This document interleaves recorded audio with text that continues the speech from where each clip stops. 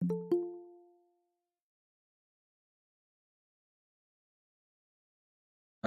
evening, our distinguished resource person, Dr. Manu Manat, and all our participants joining us from across the country for the second day of our national workshop.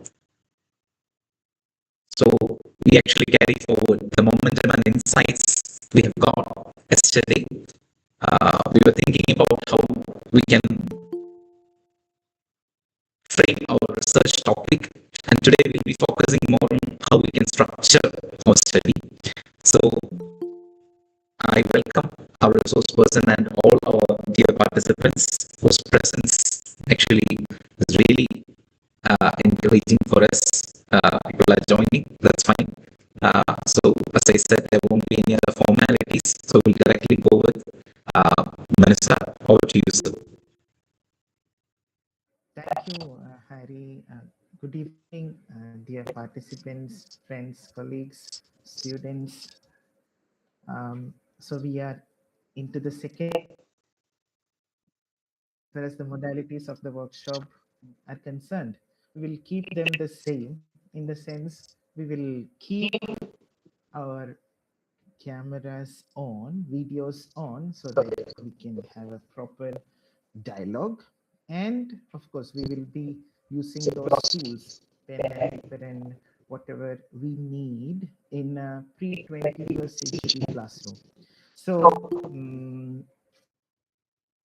yeah, and so where did we end yesterday? We spoke about topics yesterday. We refined topics. We narrowed the scope of research. We learned that identifying a topic or a research problem is not just the beginning of research, it is research proper. We realized that we should not,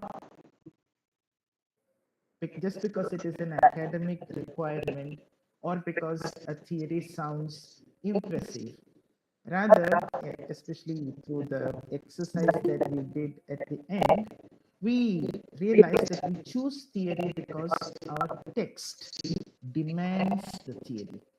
And we understood how to align topic with theory and method. We have this clarity that if we remove theory from our research, the topic collapses. And if that is the case, your topic is good, your alignment is very good. And if you remove the theory and if nothing changes, you are in for a disappointment because your alignment is bad. Now, today we move on to structuring our research. And you could see the word architecture prominently mentioned in the brochure for the second day. So we will try to have a better understanding of methodology, application of theory in research. We will discuss chapterization and in general. I will focus on ensuring clarity and clearing confusing aspects rather than doing a lot of theory or theoretical abstraction. I don't know if it is something with my thing. I can, okay, two people have their videos on. I guess that's all. Yeah, that's good. We have, yes, that is fine. I would really appreciate that. Everyone, we have 70 participants here. Whoever can, please do. So, friends, research design in literature, language, literary theory, let us say humanities. And when we talk about research design, research methodology, we are immediately of that binary, the quantitative, qualitative binary. Yeah, of course, it is fine. If you cannot turn your video on, that is perfectly fine. But those who can, please turn your videos on. Of course, we can understand. Those who can, please do. Thank you for that message.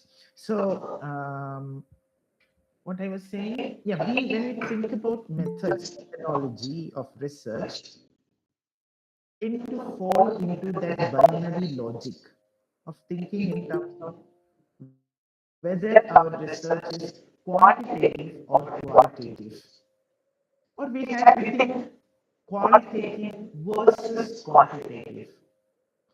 But then I feel there is a problem because if we are to talk about literary research, theoretical research in language and literature, in terms of quantitative versus qualitative, I think we are missing something, and we are missing something very badly.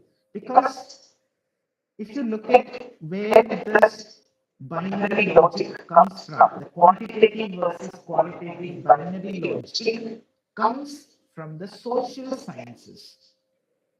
I'm not saying that there is nothing in common between and the social sciences, but as we decided yesterday, we will keep the discussion entirely and exclusively rooted to arts and humanities, and specifically English language, literature, literary theory based researches. And that is why I take this courage to tell you that probably we should be talking about methodology beyond quantitative and ways of looking at things. In the humanities, especially in English language, literature, and literary theory, research design operate differently. And if this sounds a little new to you, that we should be having some other framework to discuss methodology other than the quantitative and qualitative,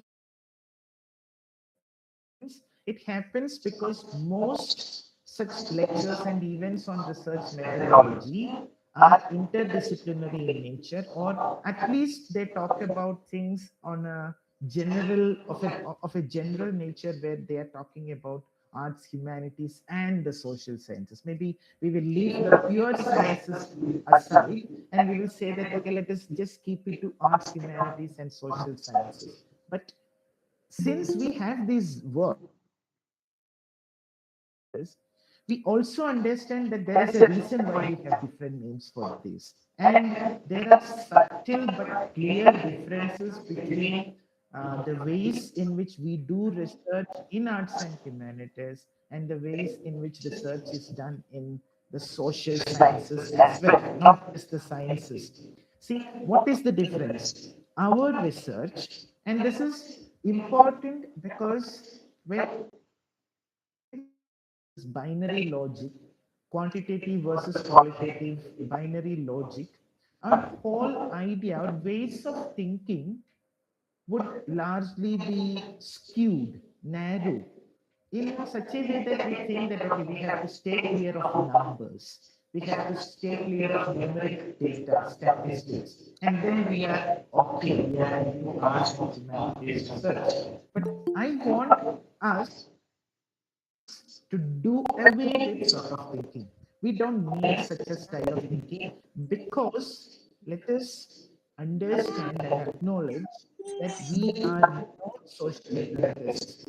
We don't have the qualities of social scientists. We have qualities, but our qualities are different from the qualities of a social scientist. And that is why I would say we have to think beyond and outside this qualitative. Our research, literary research, is textual in nature. It is textual. So, what do I mean by this word textual? It is interpretive, it is analytical, and it is argumentative. I hope you agree with me. Most of the research that we do in language and literature, most of them are interpretive, analytical, and argumentative. It is concerned not merely with data, but with, so what is it that we are concerned? We are concerned with meaning, my dear friends. We are concerned with meaning. We are not concerned with data. Yes, we have data, but what is our data? Our data is not numbers or any numerical information. Our discourses, and there is a whole world of difference between that kind of data and this kind of data. Let us think of some examples, and then we will get to realize how our research is different from even social sciences research. Suppose someone is doing a research, writing a research paper on T.S. Eliot's concept of tradition. Of course, not quantitative. We all agree, and there is no confusion about it, that if you are discussing T.S. Eliot's concept of tradition, we are not doing quantitative research. But just because it is not quantitative, does that mean that it is qualitative alone, or is there something else to it? I would say a research on T.S. Eliot's concept of tradition will be, so how would a scholar proceed with such a research on its concept of tradition the scholar would first read the essay, Tradition and the Individual Talent, carefully, closer reading, closest reading. And he or she would situate this essay, Tradition and the Individual Talent, within early 20th century modernism, and would go on to have its philosophical and aesthetic and literary implications.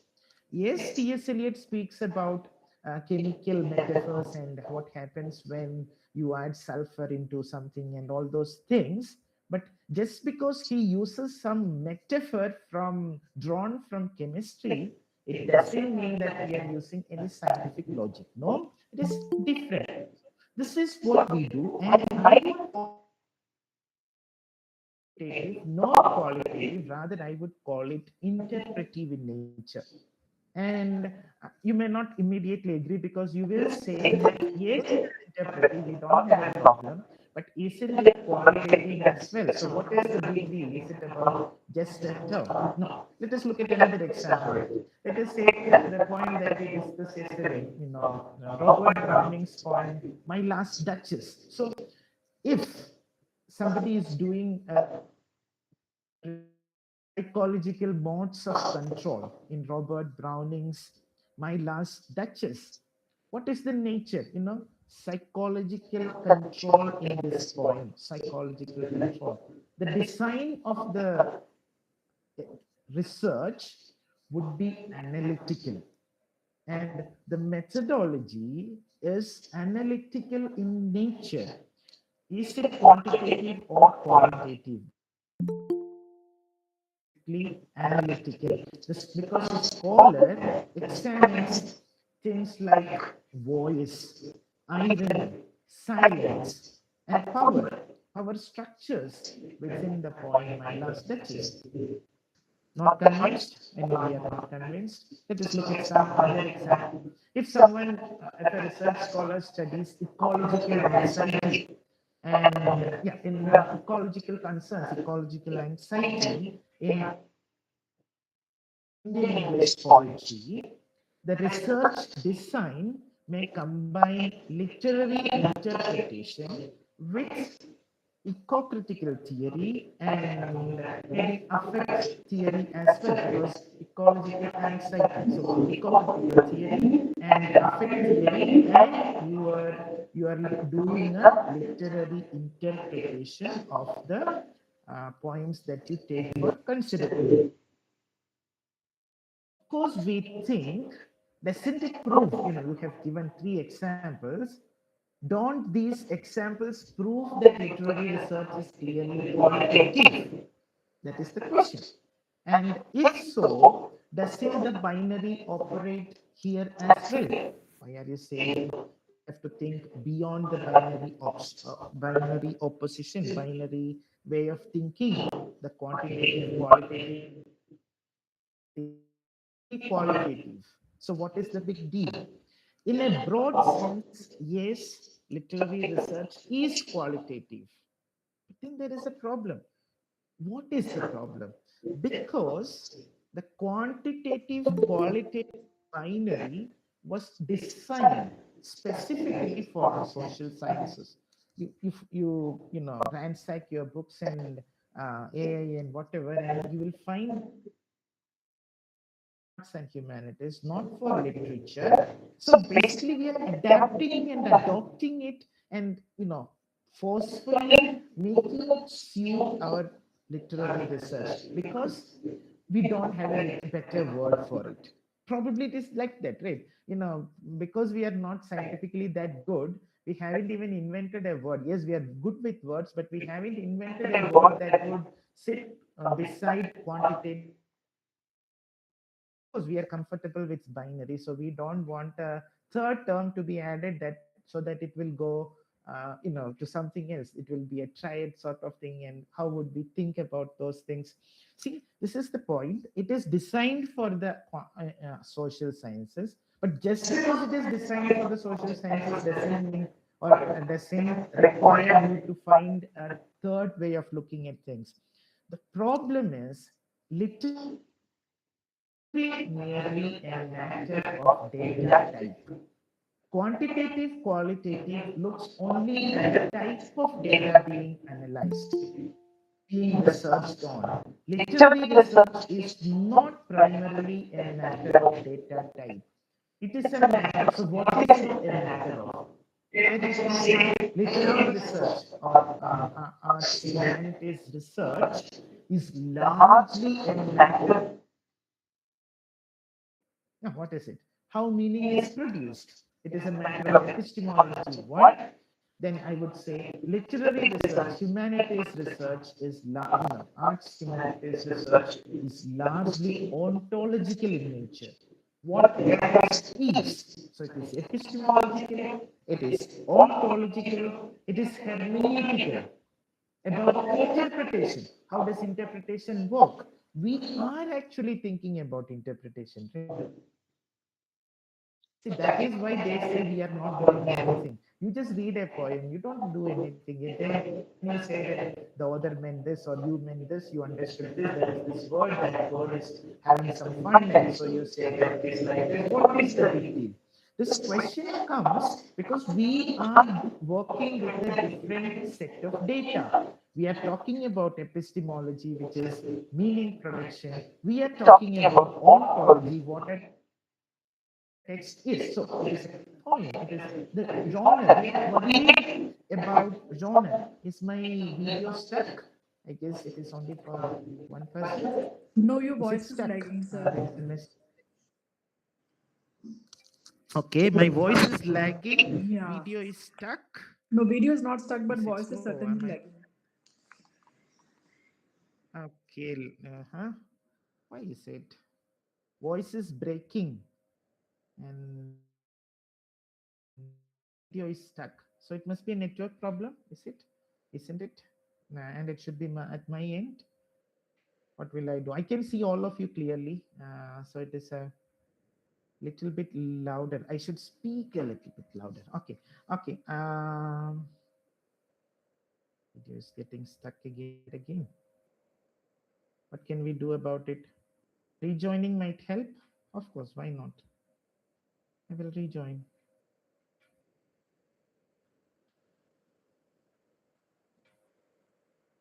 Just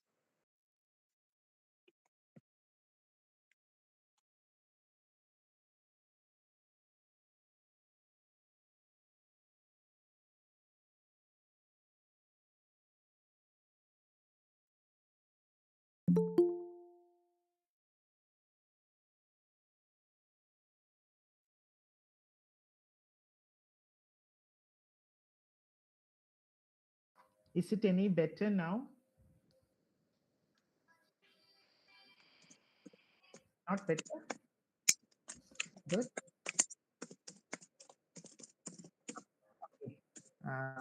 It is fine. Not a call from you people, right? Yes, not is not.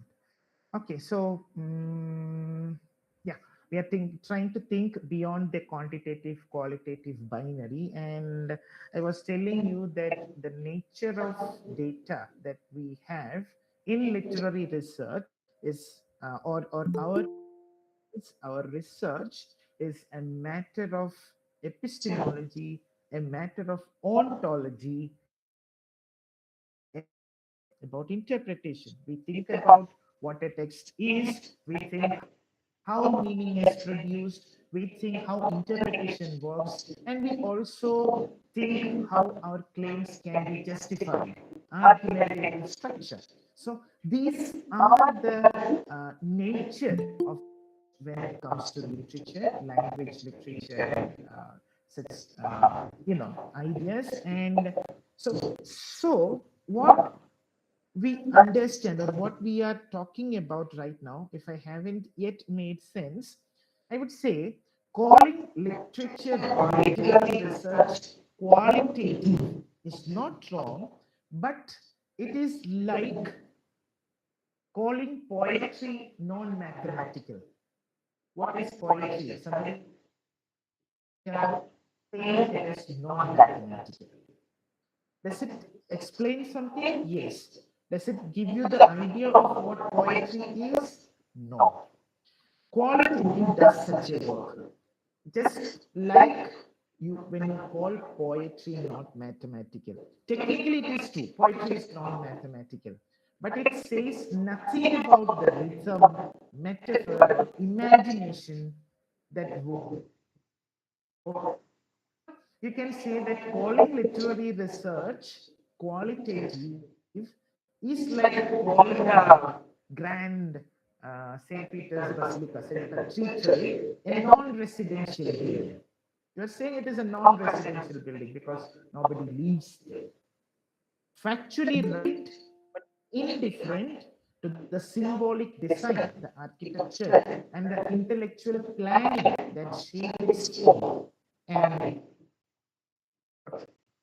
this is the problem with saying that our research is qualitative. Or, another example would be calling literary research qualitative is like calling painting non-verbal expression.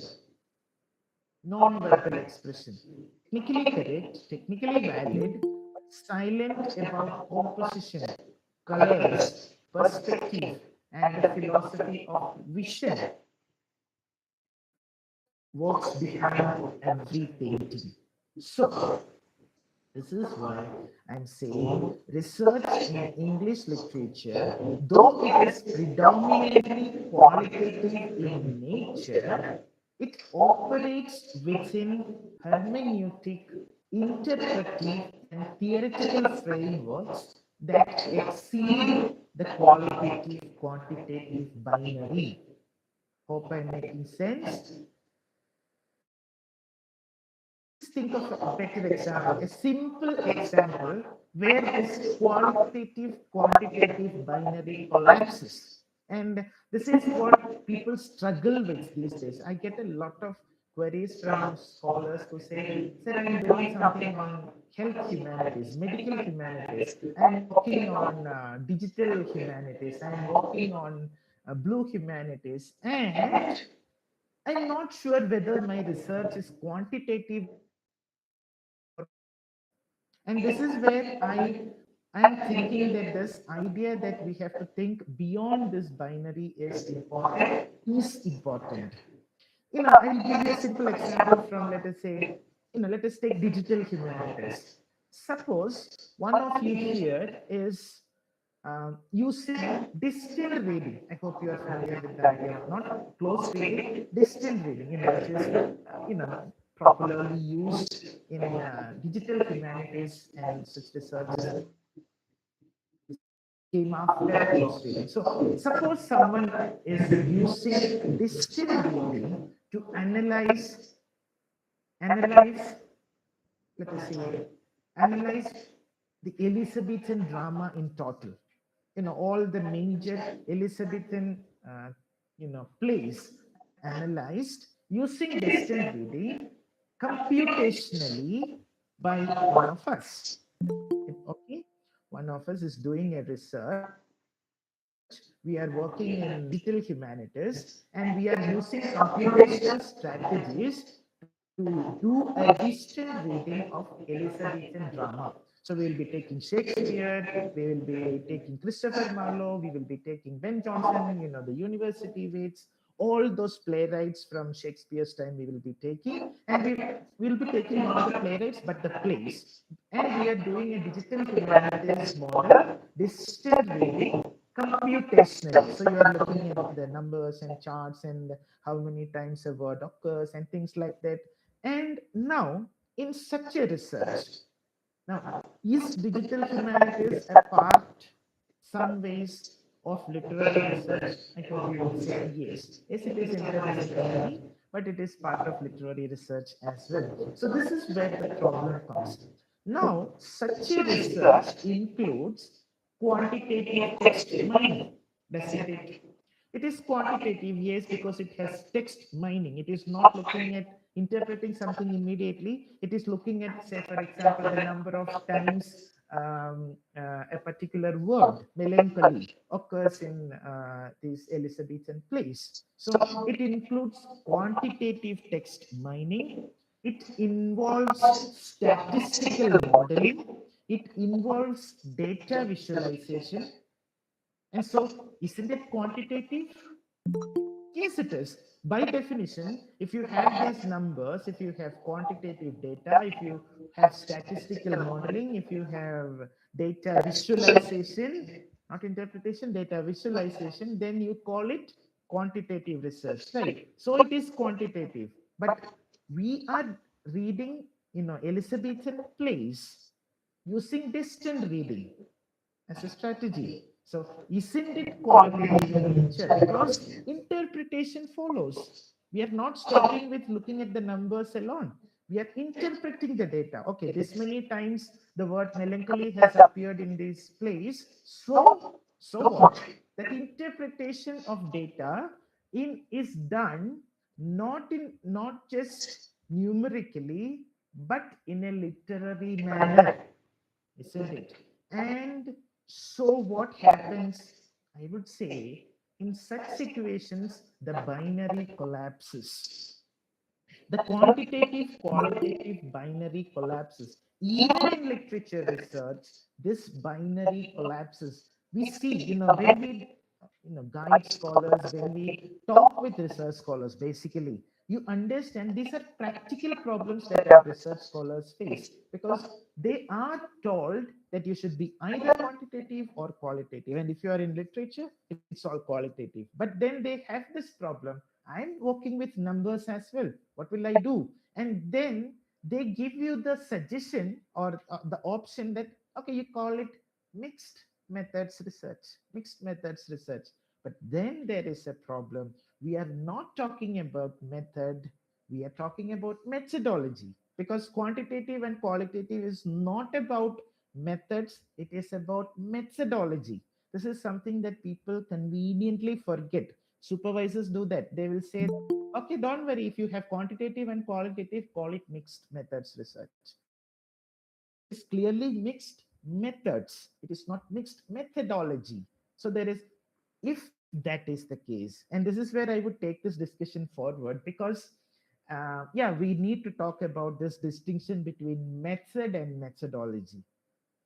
Method and methodology, because after yesterday's lecture, many of you messaged me on WhatsApp, and I replied to some of you, and I didn't reply to most of you, of course. I couldn't, and of course you can understand, I hope. So, but one reason why I didn't reply to some of you is because observe a pattern of confusion in your queries. Multiple questions were posted to me on the difference between method and methodology, especially based on the activity we did at the end. There I said, okay, I will be using close reading as a method. I said close reading will be used as a method. And somewhere I mentioned that new criticism is the methodology. And So people had these, you had these doubts, and I fully respect these doubts, and that is why I take it, I make it a point to clarify this. It is important that we tackle this distinction between method and methodology before proceeding further. So, in humanities, especially in English language, literature, and literary theory, the distinction between method and methodology is subtle but very relevant, very crucial. It may not be so in other forms, some other forms of research, some other fields of research. In our arts and humanity, English language, literature, theory based researchers, this distinction is very we have something which is good, which is bad as well. So, in simple terms, what is a method? Method is about what you do. What you do. This is the method that I follow in my research. That is about what you do. Method means what you do in research parlance in arts and humanities. Methodology means why and how you justify what you do. What you do. Methodology is why and how you justify what you do. To be more precise, method is the practical technique of analysis. Methodology is its rationale. Methodology is the philosophical and theoretical reasoning, logic, rationale behind choosing the person as the method. This rationale is called methodology. In English studies, so what are some of the methods in English studies? Close reading is a method in English studies. Discourse analysis is a method in English studies. Stylistics is a method in English studies. Comparative analysis is a method in English studies. Archaeology is a method in English studies. Corpus analysis, is a method in, yeah, not, yeah, you can say language studies. So all these, and what question do these methods answer? The question they ask and answer is, what steps are taken to analyze this text? That is a method. So when I say this is a close reading of a poem, close reading is the step or the methods, the ways in which close reading is done is how I analyze this text. Got it? Method is what you do. Close reading is what I do, and it is the steps within close reading. Let us you think about paradox, you think about ambiguity, seven types of ambiguity, you think about irony. The ways in which you analyze the text, if that is the case, you are doing close reading. And that is a method. Methodology, does this come under the umbrella term doctrinal? I'm not getting the full message. I missed it. Okay, we will get back to that if you have a question naturally. Methodology, um, when you juxtapose this with methods, methodology is the theoretical philosophical framework, and I am talking about methodology strictly from English language literary researches only. Here, methodology is the theoretical and philosophical framework that explains maybe three questions or two questions, three questions. One, it explains philosophically and theoretically why this method is appropriate. Two, it explains what assumptions about meaning, language, or culture guide our study. What are the assumptions that guide our study? Second question. This is something that methodology explains. And thirdly, I said three. So, thirdly, it explains how knowledge is produced in our research, how information is used in this research. This is what methodology does. I am sure that you haven't got it completely. No problem. I will explain. So, methodology answers the question, on what intellectual grounds am I analyzing this material this way? I'm doing a close reading of this particular point. Fine. So, my methodology is called new criticism or formalism. And it tells you is what are the intellectual grounds I have in analyzing this poem using close reading. I'll give you an example. Examples help, I hope. Um, Let us think of a topic, something like preoccupation with death in Sylvia Plath's poetry. Okay, preoccupation with death in Sylvia Plath's poetry. So, what would be our method?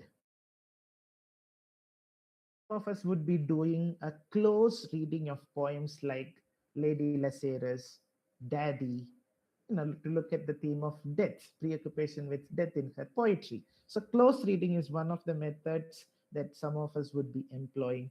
Some of us would do an analysis of the images of death and resurrection in her poetry, analysis of the imagery of death and resurrection. And this is also a method, imagery, to understand how the preoccupation with death is prominent in Sylvia Plath's poetry. And some few among us may have another method. They will say, I'm going to study the confessional voice and metaphor in Sylvia Plath's poetry to find out her preoccupation with death. So these are some of the methods, but let us take the only one method. So preoccupation with death in Sylvia Plath's poetry is our topic, and the method we are employing is a close reading of poems like Daddy or Lady Lascaris, Ariel poems. This is the method. So, what is the methodology? Here, methodology can be informed by theory. The methodology can be informed by psychoanalytic theory, because in psychoanalysis we have ideas like death drive, thanatos, repetition. Psychoanalysis can inform the methodology of, and why I am deliberately using the word can inform is because I don't want to say that psychoanalysis is the methodology of this research. That is why I say informs this research.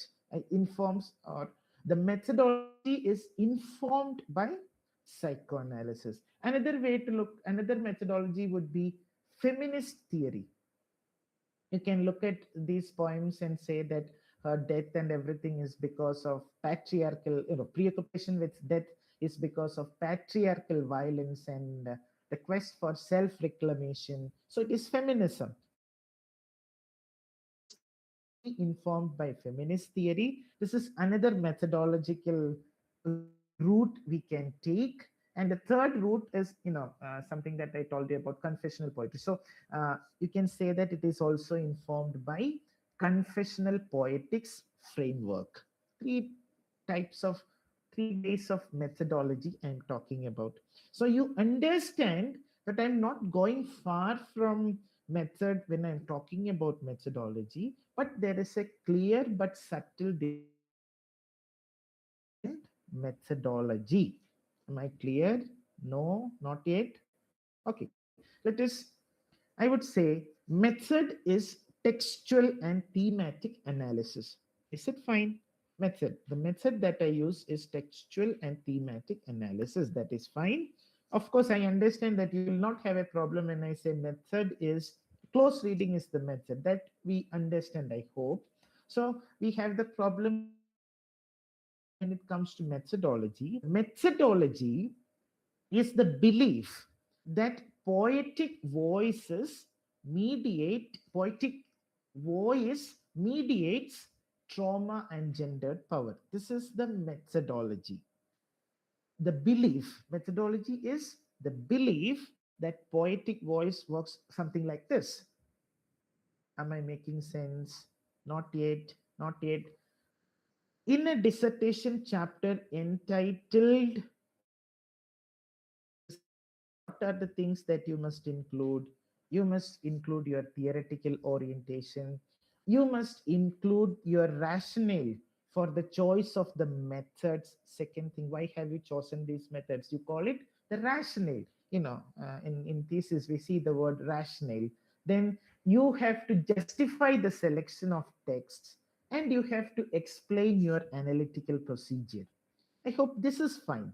You write a chapter on methodology in your thesis. Maybe the second chapter or the third chapter is about research methodology, and you talk about the theoretical peg that you use, theoretical orientation of this research, the rationale for the methods you are employing in your research, justification for your selection of text, and a description, an explanation of the procedure of analysis you will be employing. So, if you methodology involves close reading and comparative analysis, and I'm sure you might have heard this such sentences. My methodology involves close reading and comparative analysis.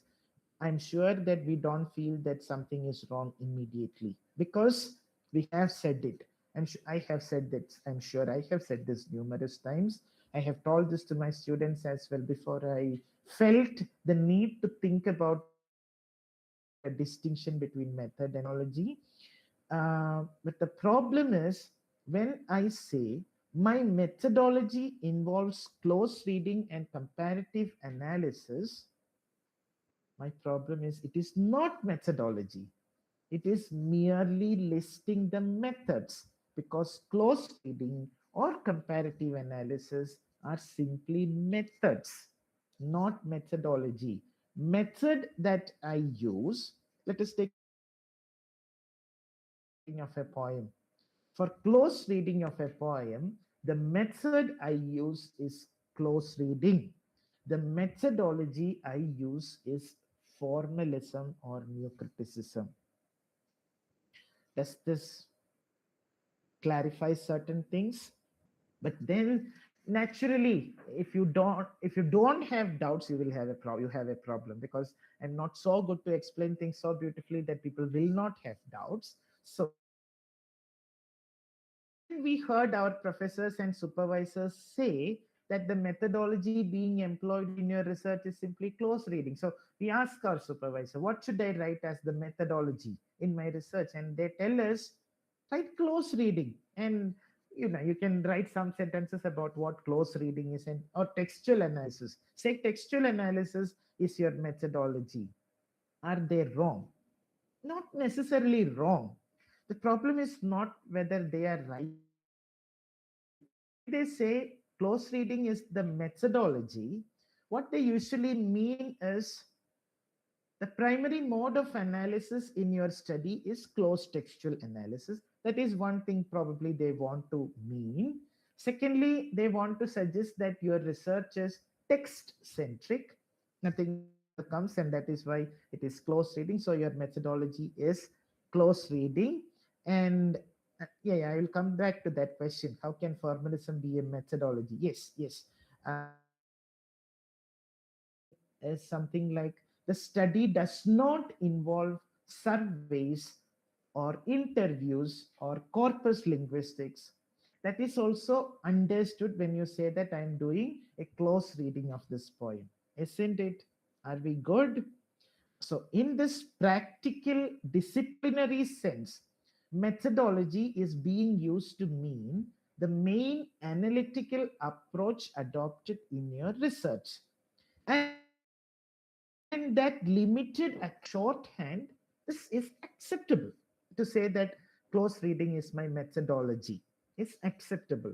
But then I will make this clear by saying this: at an MA or BA, at an MA or BA level, saying that my methodology is close reading is fine.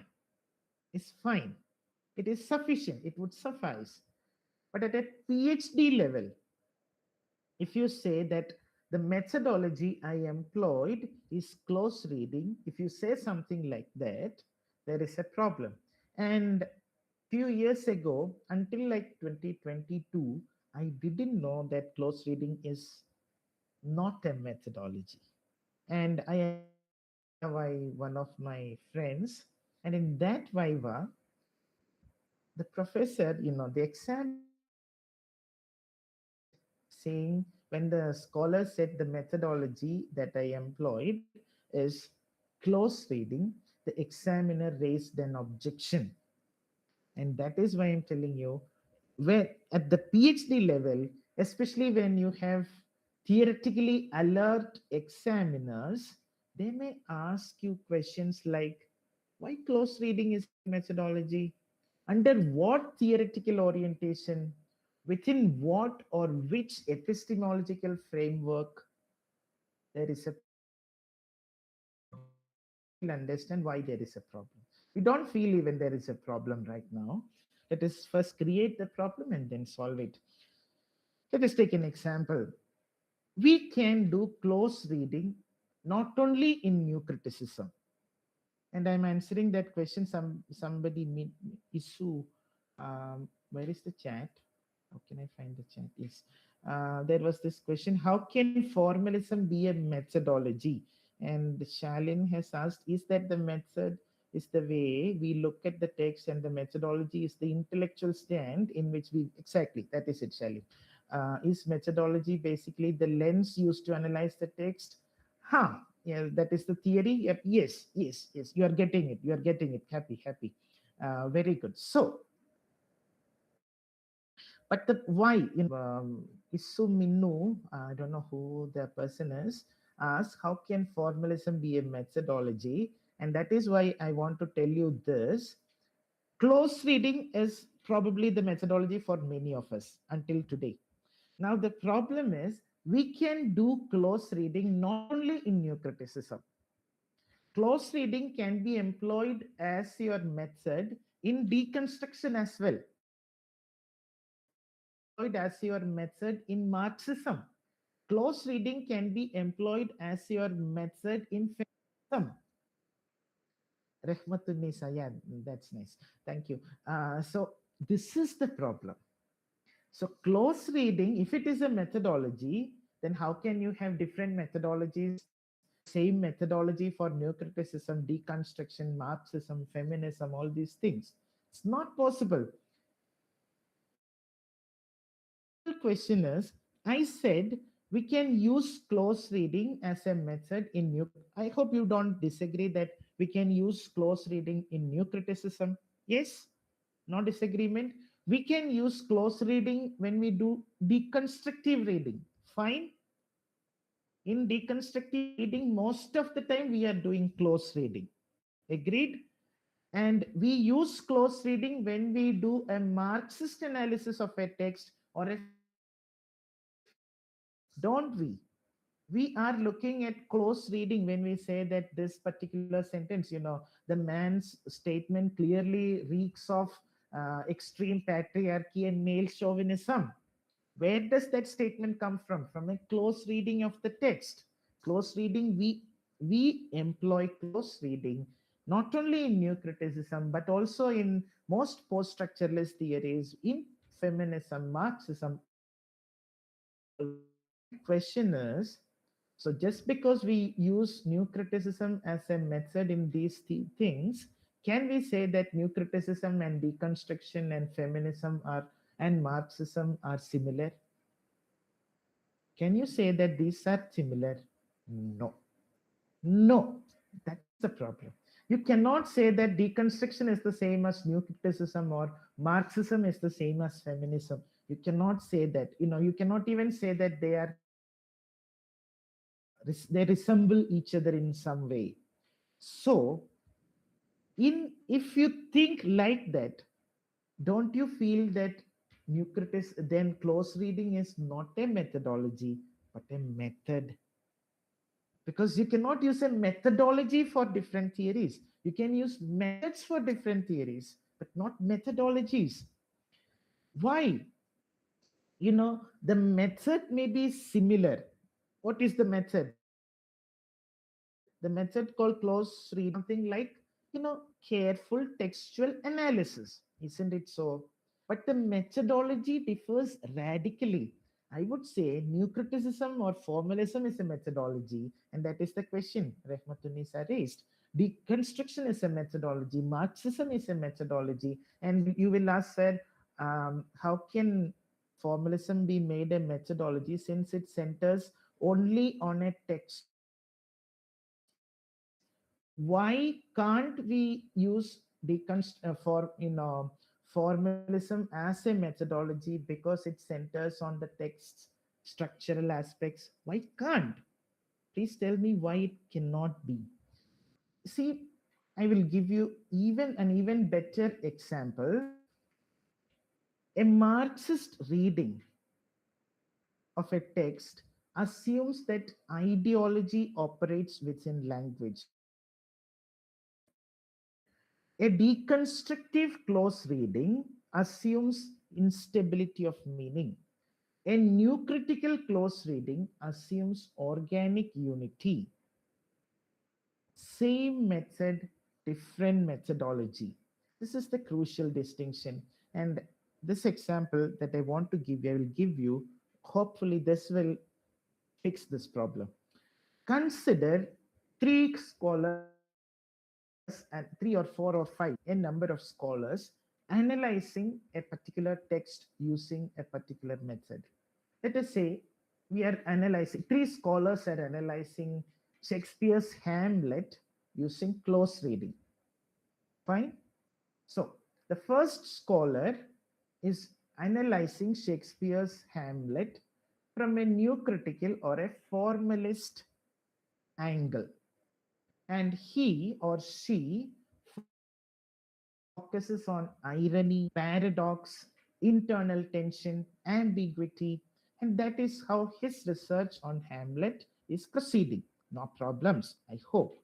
The second scholar does a Marxist reading of Hamlet, and he does it by reading language itself as ideological conflict. No problems? Fine. The third scholar is going to do a Marxist reading of Hamlet, and he or she reads internal contradictions and instability within the play Hamlet. All three of them, can I have more people, but let us keep it to three. All three of them use close reading, but their methodology differs because their assumptions about meaning differ. The Marxist's assumption of meaning is different from a feminist's assumptions about meaning. A deconstructionist's assumptions about meaning is different from a new critic's assumptions about meaning, because deconstructionist approaches the text with the assumption that meaning is unstable. A new critic approaches the text with the assumption that meaning is stable. There is a meaning, and that meaning can be profitably extracted through close textual reading. So clearly they use the same method, but their assumptions differ. Also, their theory of language differs, their epistemology differs. That is why the distinction matters. I hope this makes sense to you. If it doesn't, think about it. If it is a methodology, we cannot use a methodology for different theories at least. So, if it is so, then what is the methodology? And that is why I want to say that the safest way to say this or put this is to say that if close reading is the way you are doing something, you can safely say close reading is your method and formalism or new criticism is the methodology. Now, won't you find it awkward to say something like my methodology is new criticism. Yes, it doesn't sound good and it isn't good. So that is why we use this via thing called new this informed. The methodology of the study is informed by formalism, and that keeps you perfectly safe. And this understanding is very important, because without this understanding, you are struggling. And now I come to the very practical reality. Yes, a person who is working on a formalist reading of a poem is comfortable that his method is about a person doing a deconstructionist reading of a text. He thinks, okay, I am also doing something like close reading, but then isn't close reading the thing with formalism? So how can I use this here? And this is why it is important that for us to realize that close reading is a method, not a methodology. And if it is a method, what is its methodology? I would say whatever ways of things that are there in formalism, that is the justification, for this um, way of reading your poem. So I just take you back to what I said in the beginning of this distinction between method and methodology. Method is what you do, close reading. Methodology is why and how you justify. Now think why and how you justify what you do. Now you are doing close reading of a text, and then the question comes: the your super, your examiner asks, why are you using close reading? Why aren't you looking at? And you say, I don't want to look at the biographical or historical information. And what is that? That is the justification for what you are doing. And that is, what is it? Keeping historical biographical information is, what is that? That is new criticism or formalism, isn't it? That is new, because what new criticism is or formalism is against historical biographical approaches. Neither the history nor the biography of the author is necessary. So when the examiner asks you why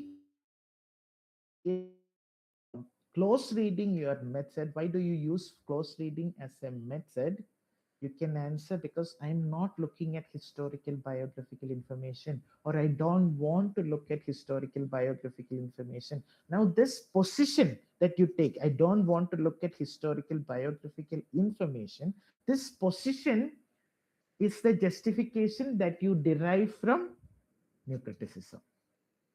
This I've been telling. I hope I'm making sense and you are getting something. If you don't, think about it and you will get it, because this actually makes sound reasoning. I hope, Vanessa, reading a text is a method, applying a theory is a part of methodology, right? My research involves close reading and comparative analysis. It is informed by feminism. Exactly. You are spot on. Yes, we are good. So we can move on, I guess. You are following what I'm saying. Now, how can we choose methodology in literary and linguistic studies? How can we choose methodology? Actually, it is simple, because your research question determines your methodology. Your research question tells you that this is your methodology. Okay. Now, if you are still stuck with method versus methodology, keep it there. Keep it there. Don't drag it into this, because you are not going to get whatever I'm going to say as well. Keep it there. Don't worry, but think about it later. Now, we are talking about how to know in our research, and then I will come back to your questions later. Let us we have moved on to the next topic, which is choosing the right methodology. So I'm saying your research question must tell you the methodology that you are adopting. If your research question is, let us take Midnight's Children. So my research question is, how does Midnight's Children post-colonial fragmentation? This is my research question. And then it is clear my methodology involves post-colonial theory. My methodology is informed by post-colonial theory. Suppose my research question is something like, Kristeva, how does gender performativity operate in Shakespeare's White Plays? How does gender performativity operate in Shakespeare's Romeo and Juliet? Now, my methodology may include one, feminist theory, two, Judith Butler's concept of not femininity, performativity, and maybe performance studies as well. These are all the methodological texts on which I can work around my topic. Let us look at another topic, another research question. So what it also tells you is framing a research question is also very important. Your research question should, if your research question is spot on, I can assure you that it will immediately tell you what your methodology of Keats and some Nightingale, and how does Keats construct the idea of transcendence in Otway Nightingale? This is my research question, and my method could be close reading. Fine, method could be close reading. My method could be romantic aesthetics informed by philosophical contextualization. So what I'm saying is, you want something based on cultural studies. Yes, we'll come to that. So always make sure that your research problem generates the method and the methodology, because method and methodology will go together. They are different, but they will go together, because if you know the methodology, you will know the method, and if you know the method, you will know, most probably you will know what would be your overarching method or overarching methodology. So your method and methodology more often than not. Methodology is, see, there is a problem with many research chapter divisions and all. People feel that it is just a label that you insert into chapter 3. It may have some other titles, but it is fine. But we need something called methodology, because supervisor has said methodology should go into chapter 3. It is like names like a sticker that you put into chapter 3. Now, methodology is not a label to be just mechanically put into chapter 3. It is the intellectual pathway you take to your conclusion. You have to go from your research question to the end of your research, and the intellectual route that you are taking is known as your methodology. And every methodological choice must answer why. Why have you chosen this? And here the question of lens comes. Why have you chosen this lens? The theory. Why this procedure? Why this approach? These questions all should be answered by the methodological choice. And if you cannot justify your method, you have not yet refined your research. This much is more or less clear, I hope. Method, methodology, choosing the right methodology, and how methodology is intricately connected with your research. Now, we are in theory and cultural studies, and somebody was asking me how to please talk about research in ELT quantitative. Libby, I'm not the right person to do a lot of justice to that question, so I may not do that. But the rest of the questions regarding cultural studies and all, we will do, not a problem. So for that, we need to look at the role of theory in research. What is the role of theory? And why is such a hullabaloo being about or around the question of theory in research?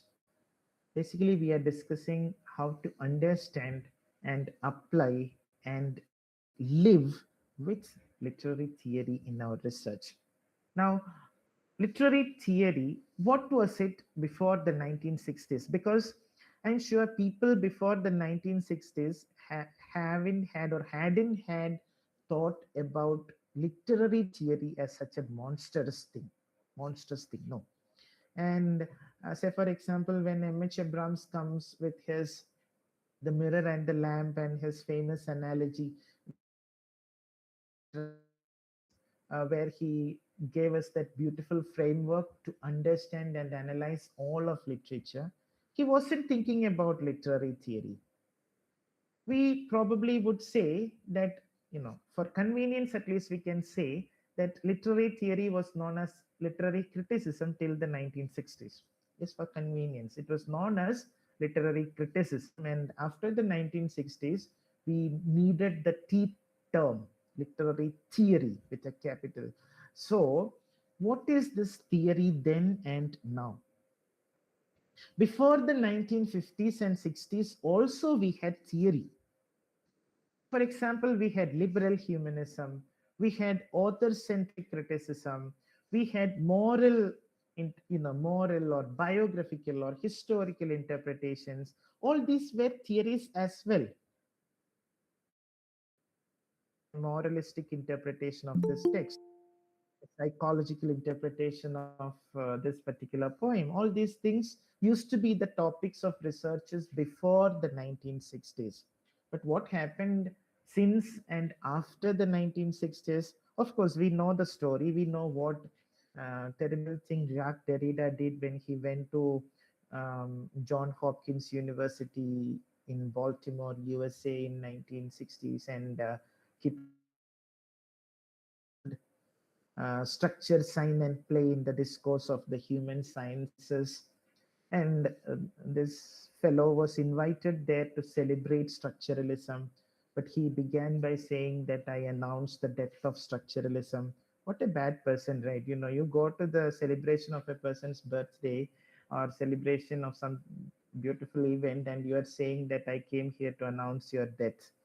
So that is what Derrida did. He announced the death of structuralism, and he called it that he said he is announcing the post structuralism.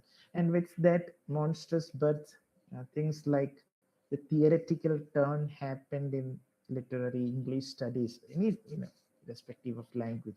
In literary studies, the theoretical turn came to pass. And what also happened was margins became central, or it is not like mechanically margins were brought from the margins to the center, and whatever was there in the center was were all pushed done. But very liberally we can say that margins came to the center, or margins came to be foregrounded gradually because of this literary theory. And a lot of interdisciplinary focus emerged since the 1960s. Now if you look at the kind of theories, the kind of humanities that we have, and the kind of researches that our students do, you will readily agree that it is completely interdisciplinary, but it is under the broad thing of English studies or literary studies itself. People do health humanities, medical humanities, digital humanities, food humanities, culinary humanities, animal studies, post-humanism. People, from A to Z, for every letter you can have at least five theories. That is the nature of everything. Just imagine the kind of humanities that are emerging, and it tells you that interdisciplinarity is the trend, is the fashion, is the fad. And even our NEP, National Educational Policy, doesn't want to lag behind, and it says that by 2040 we will become multidisciplinary, interdisciplinary, and we are um, mechanically pushing subjects into just about everything. So a literature student has to study poetry, and both of them understand nothing. But yeah, abstract, in an ideal world, everything is good. No, 1967 can be, let us don't worry about that. So something happened. I would say 1967, because that was when this essay, and then Roland Barthes came and announced the death of the author. And then Derrida published those three books of grammatology, different grammatology books in 1967. So 1967 probably marked a turning point from literary criticism to literary theory.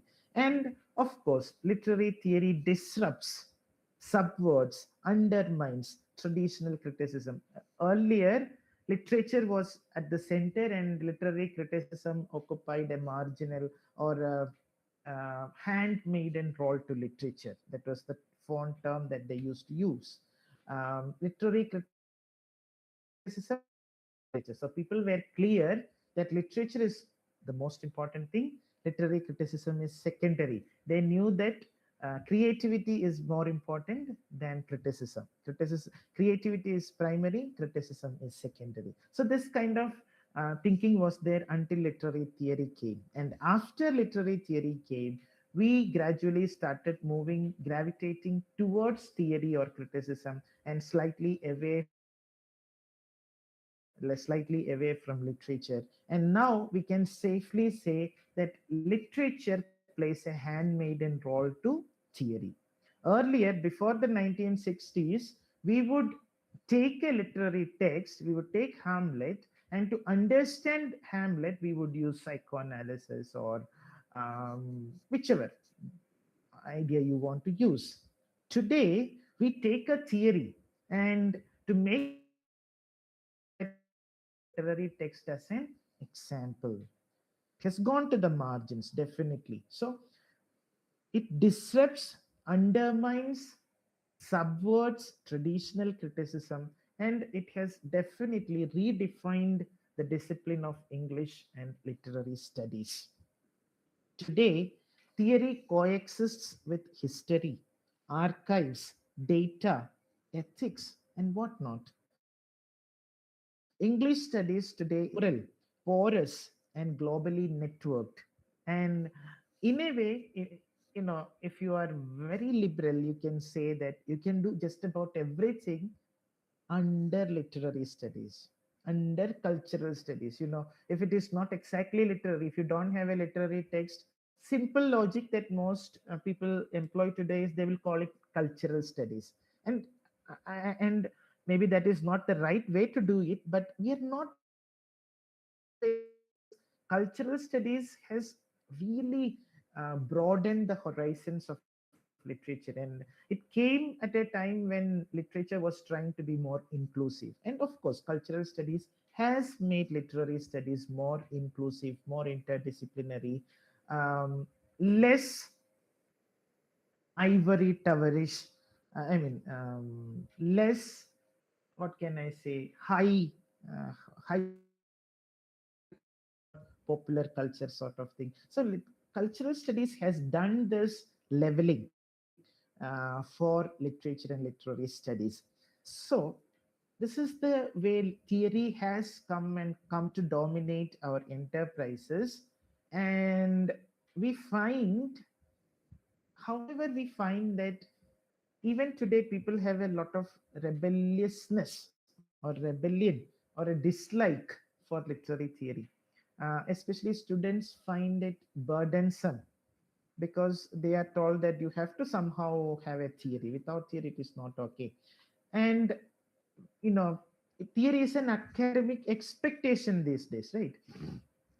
Look at the last few decades, and in many institutions, mentioning a theory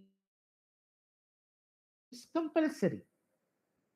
Theory today is not optional, it is structural, it is inbuilt.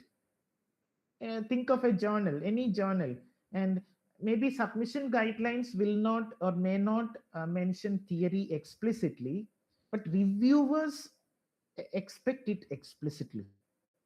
When your paper is rejected, rejection comments would be something like one common rejection comment that insufficient theoretical grounding. Insufficient theoretical grounding. What are they saying? In common man would say you are not using theory, but because we are editors and reviewers, we say insufficient theoretical grounding, or we say weak conceptual framework. In a way, it translates to no theory. You are not using theory, so your paper is rejected. This is the reality. This is the ground reality, and maybe the Western world is moving slowly away from firmly into literary theory, or we have already moved into it. So I feel that this resistance to theory, that is the name of a book as well, incidentally, Resistance to Theory. Yes. So resistance to theory often arises from unfamiliarity and ignorance and fear rather than informed and I can give you myself as an example. When I was a staunch opponent of literary theory, I was one of the last people who did an MA dissertation without using any of the famous literary theories. And I drew a lot of flack, and rightly so, from my own professors for attempting a non theoretical, so called non theoretical dissertation. But all those days, I was thinking that literary theory is bad. Literature, deconstruction is nothing but destruction. This was the idea that I had. It took me a lot of time, and it was when I became a teacher and when I started teaching these things that I realized that no, I got it wrong. And what did I get wrong? I didn't understand theory. That was why I was opposing theory.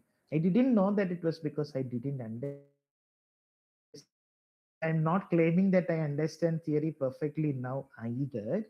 But what I feel is familiarity is very important. And if you have a resistance to theory, it probably indicates something like ignorance or lack of clarity or unfamiliarity or fear of literary theory rather than some sound logic. Once understood, theory shifts from being something intimidating to something intellectually liberating. This is what I have felt. Theory has been one of the greatest things in my life, and it has been liberating like nothing. Intellectually, emotionally, even it has liberated me as a person, I would say. So, theory has done a lot of good things. And so, this is what I would say. And probably, even if theory is bad, we don't have a choice. Either way, we don't have a choice. So, let us like it, and that would make our job a little bit easier. And you know what happens. I will not blame students for disliking literary theory because but they are not taught how to use theory, or they are not taught how theory operates in practice. I still don't know any university or syllabus or whatever paper in India which talks about or which explains how theory can be applied to a literary text. Correct me if I am wrong. I'm not familiar or I don't know any syllabi, any university, any college where they teach how to apply literary theory to a text. They will teach you literary theory, they will show you so many things. They will read Derrida and Foucault and Lacan and all those people. But are we taught how to use theory in actual practice? This is the problem. And this contradiction, that you have to use theory but you are not taught theory, this is a major problem in research training. And this leads to fear, avoidance. And when you are forced to do it, what you do, you make some talk and references to some theorists. So your title would be something like a deconstructive reading of whichever work you want to read. And there will be a lot of things about deconstruction, there will be a lot of things about Derrida, and then there will be a lot of things about the work that you are working on. And then we will have the conclusion. So this is assumed to be a deconstructive reading of this particular text. Decorative citations without analysis. This is what unfortunately happens in many theory application research works and papers. Uh, I would say that teaching theory application is a pedagogical failure. It is not a student failure. And here I regret to tell you that I am with students that if they hate theory, the teachers are to blame, not anybody else. If they don't understand theory, teachers should take some of the credit for that. And many theses follow this pattern. Chapter 1 on the author. There is chapter 1 introduction, second chapter on the author, third chapter on the theory, fourth chapter general analysis, fifth chapter conclusion. Everything is there. It's like recipe. You need a first chapter to fifth chapter. First chapter is this introduction, second chapter literature review, third chapter you will put some author introduction, you put something on analysis chapter, and then you say that the theory has been applied. The result is theory and text never get to interact. They don't even meet in the PhD thesis sometimes, in papers sometimes. The thesis claims theory, but it fails to perform theory. And this is a sad but so why does theory feel so difficult, my dear friends? There are so many reasons why theory may feel difficult. It could be, there can be intellectual reasons as well, because literary theory draws from philosophy, sociology, psychology, linguistics. Claude Lévi-Strauss is an anthropologist. Derrida is a philosopher. We have semioticians, linguists. None of these people we discuss in literature have anything to do with literature. We came to do this course in English language and literature because we are not comfortable with sciences, we are not comfortable with social sciences, and that is why we thought, okay, we will come and study some poetry, some drama, some fiction, some stories, and some music, and it is beautiful. And from the day we entered the class, they are talking about words like semiology and epistemology and ontology and hermeneutics. Nothing. No poetry, no music, no films. It is all theory. This is the problem. This is one way to look at it. And Jonathan Culler talked about this. He said, maybe if this way, if you do it, students are going to go out of universities and English classes. I don't know if that is the reason why many English departments are closing. At least in my programs, I go around and I see that many colleges are struggling to find students. Yes, in some states we have a surplus of students, or we have still good interest in literature related courses, but in many states I can see that teachers are running around finding students. So this is the unfortunate reality. I don't know if it is because of theory or some other STEM subject influence, whatever. Anyway, that could be a reason. And if you look at the names, even the spellings of those people, Jean Francois Lothard or Foucault, his spelling is ends with a T, but you never say it is Foucault. So with these names, and you read somebody like Foucault, You read somebody like Lacan, and there is nothing embarrassing if you said after reading for 1 hour, you say, I don't understand a single thing. There is nothing embarrassing about it. The only people probably who say we understand everything, they say this because they are safe. Even if somebody asks what you understood, they can say just about anything, just about anything, because nobody is going to question. I'm half joking, but what I mean is this is part of the problem that literary theory feels so difficult. It demands unfamiliar modes of thinking. It is different from the modes of thinking that we are trained on in literature, literary analysis, and that is something that will. This is something that will take us to theoretical framework versus conceptual framework differentiation. But I don't think I have to talk too much about too many differentiations, because already you are saturated with differentiation. So let us think about some ways in which, or what is the right way in choosing and applying literary theory. I'm not going on this extensively. I would say how to apply theory to a text. First thing, read your primary text carefully. Don't think about theory before you read your book. No. Second thing you can do is familiarize yourself with theories.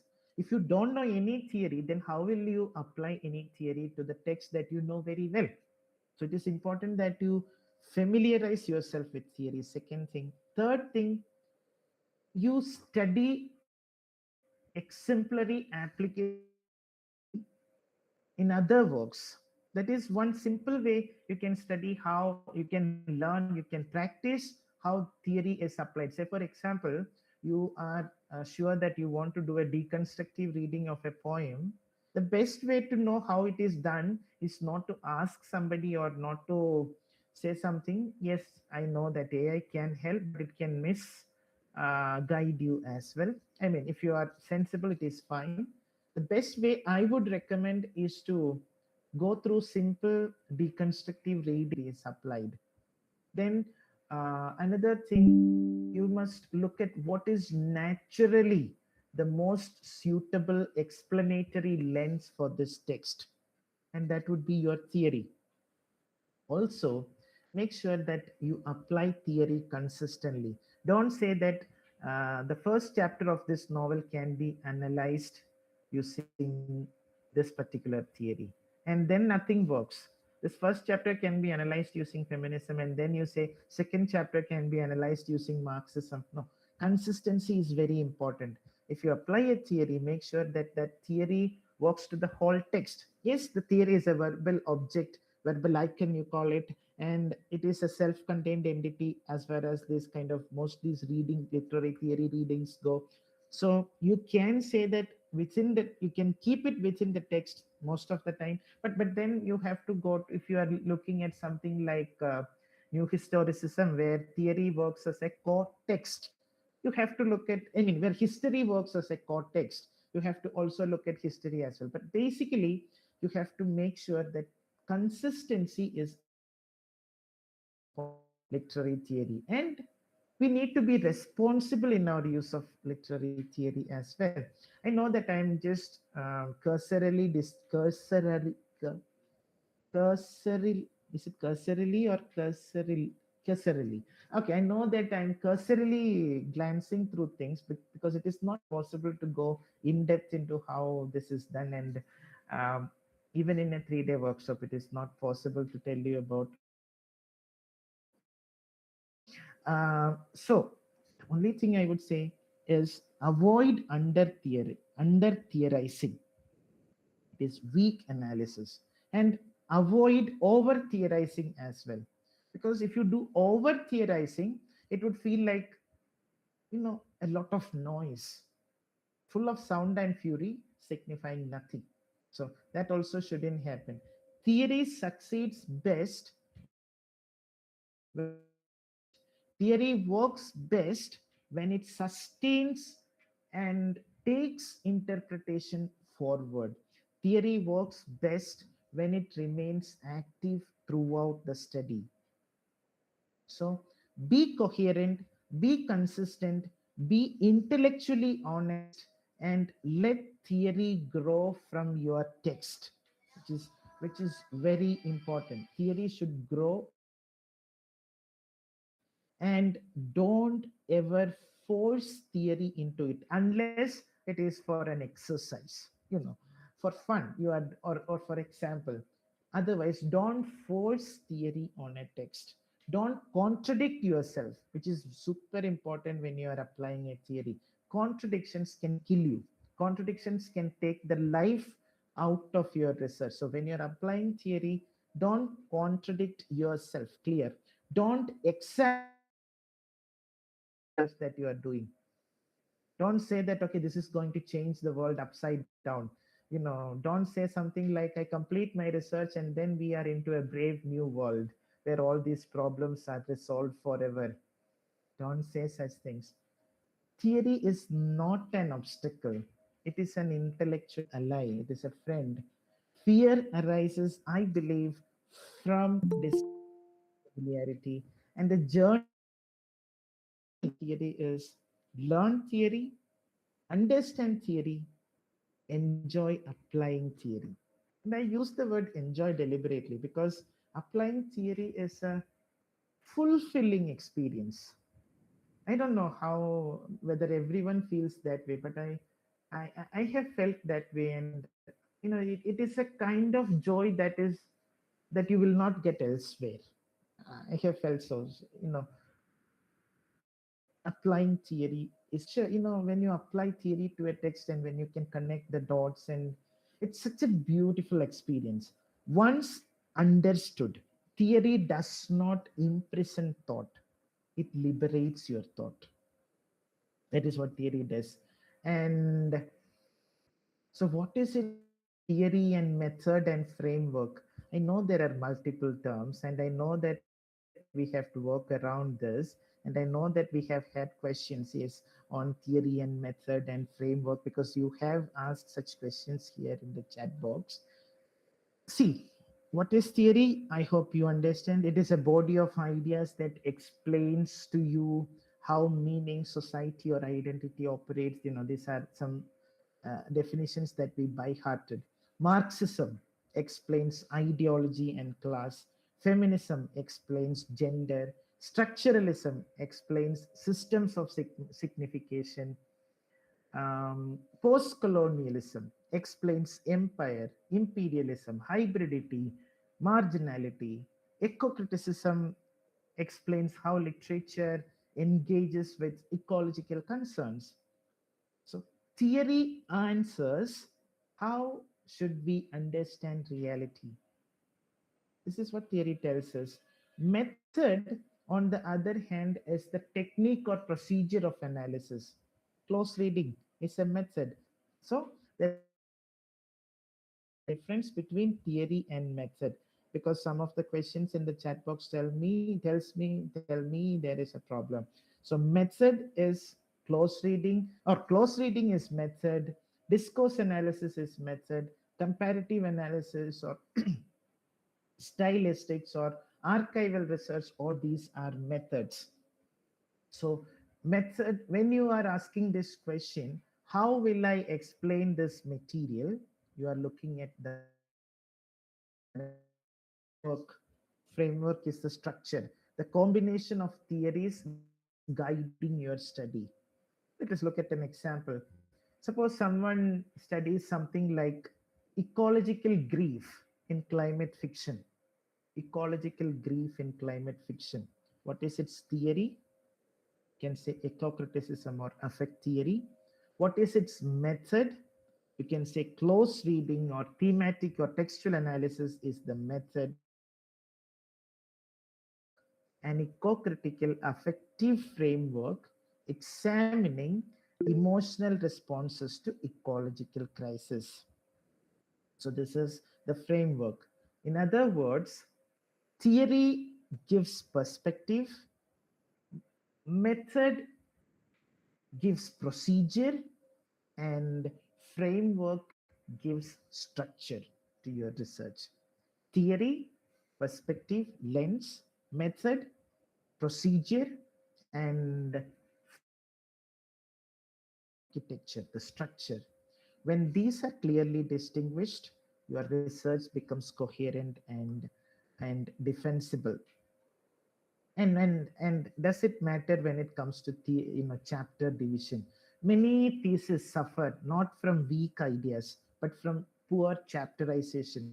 you know we all have a mechanical chapter division in our mind, something like chapter 1 introduction, chapter 2 review of literature, chapter 3 for analysis, chapter 5 conclusion. First and last chapter everybody knows, and we know that we need those other pieces for this sambar. We need one review of literature, one theory, we need one analysis.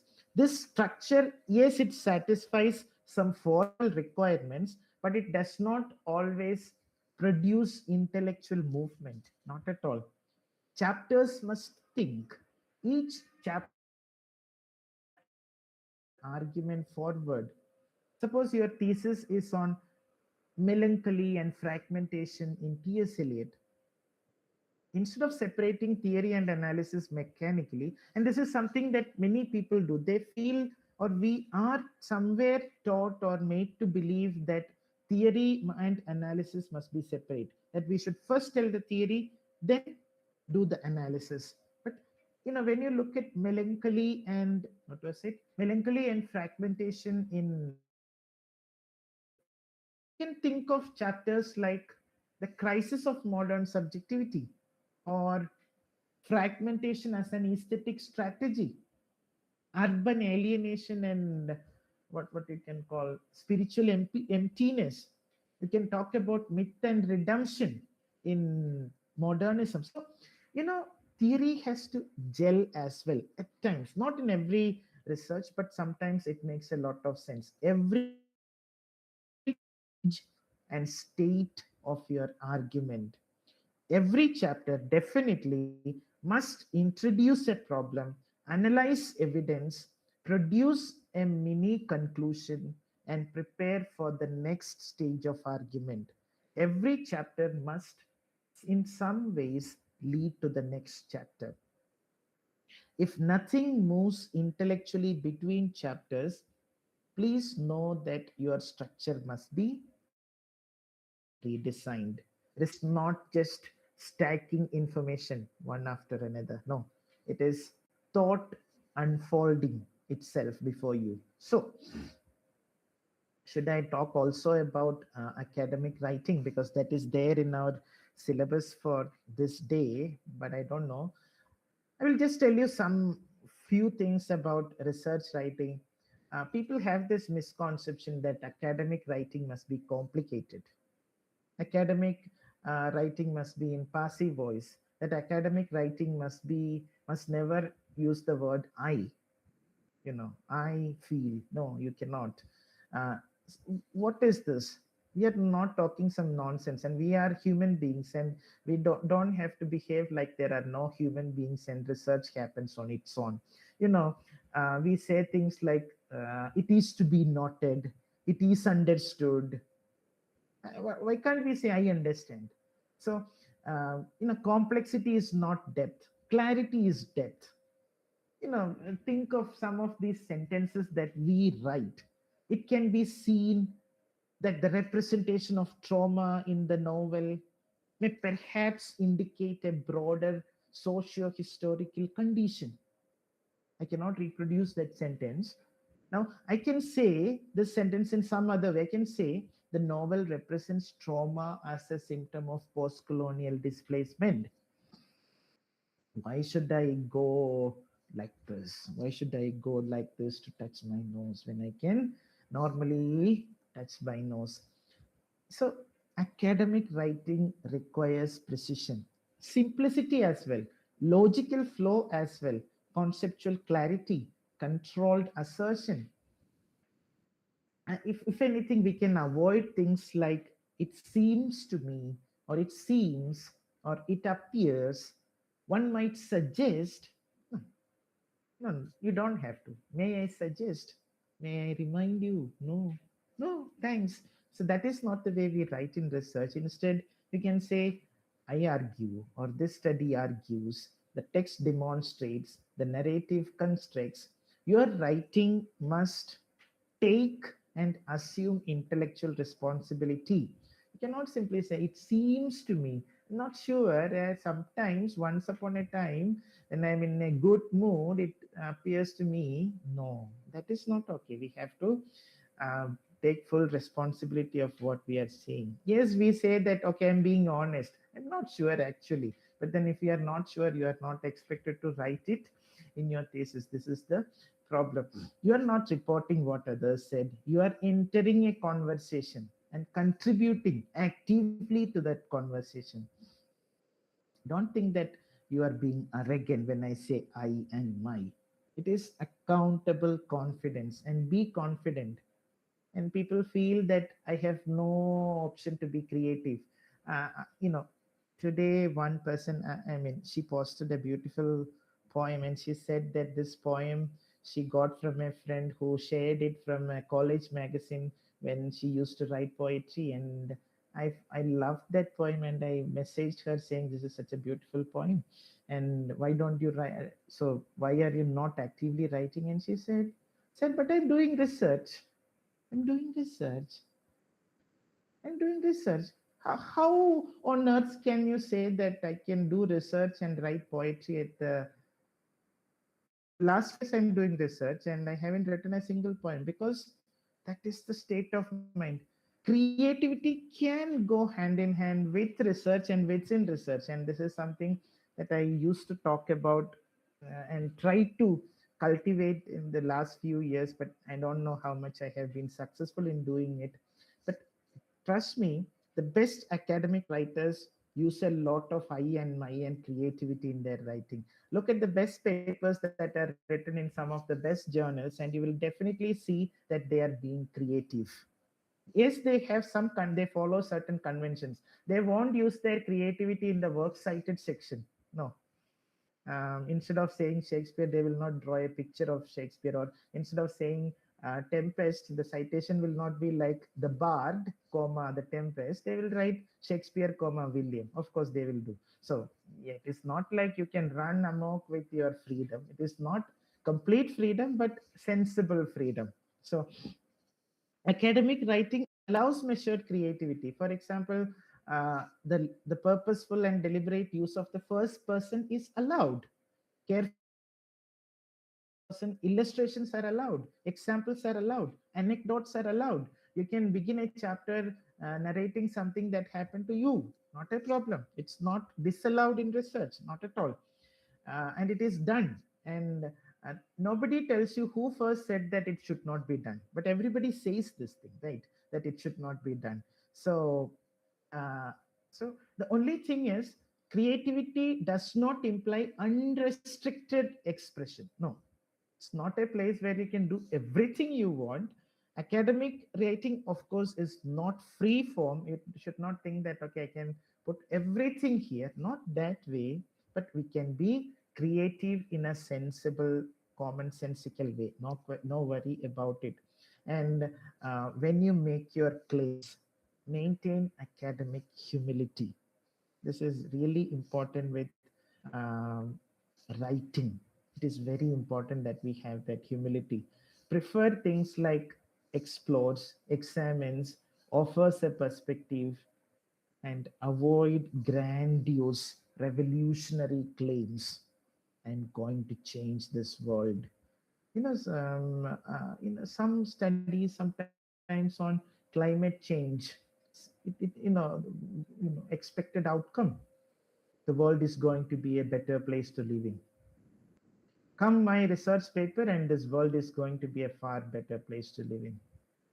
Come my paper on post-humanism, and man and animals and robots will live in harmony. Wait and see what is going to happen. So let us not make such tall claims. Let us be humble, but let us do it.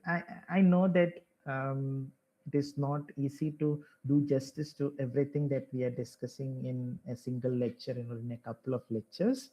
I have just tried to explain certain problems that you have mentioned mostly, not problems that I wanted to discuss, but that you took me to, and I don't know how much sense I made. So basically, what I tried to do today, we tried to connect certain dots. We talked about research design as something that clarifies your path. We talked about methodology as something that gives you the intellectual procedure. We talked about theory as the lens that gives you the perspective. We talked about framework as something that gives coherence to your research. We talked about chapterization and how proper chapterization can shape your argument.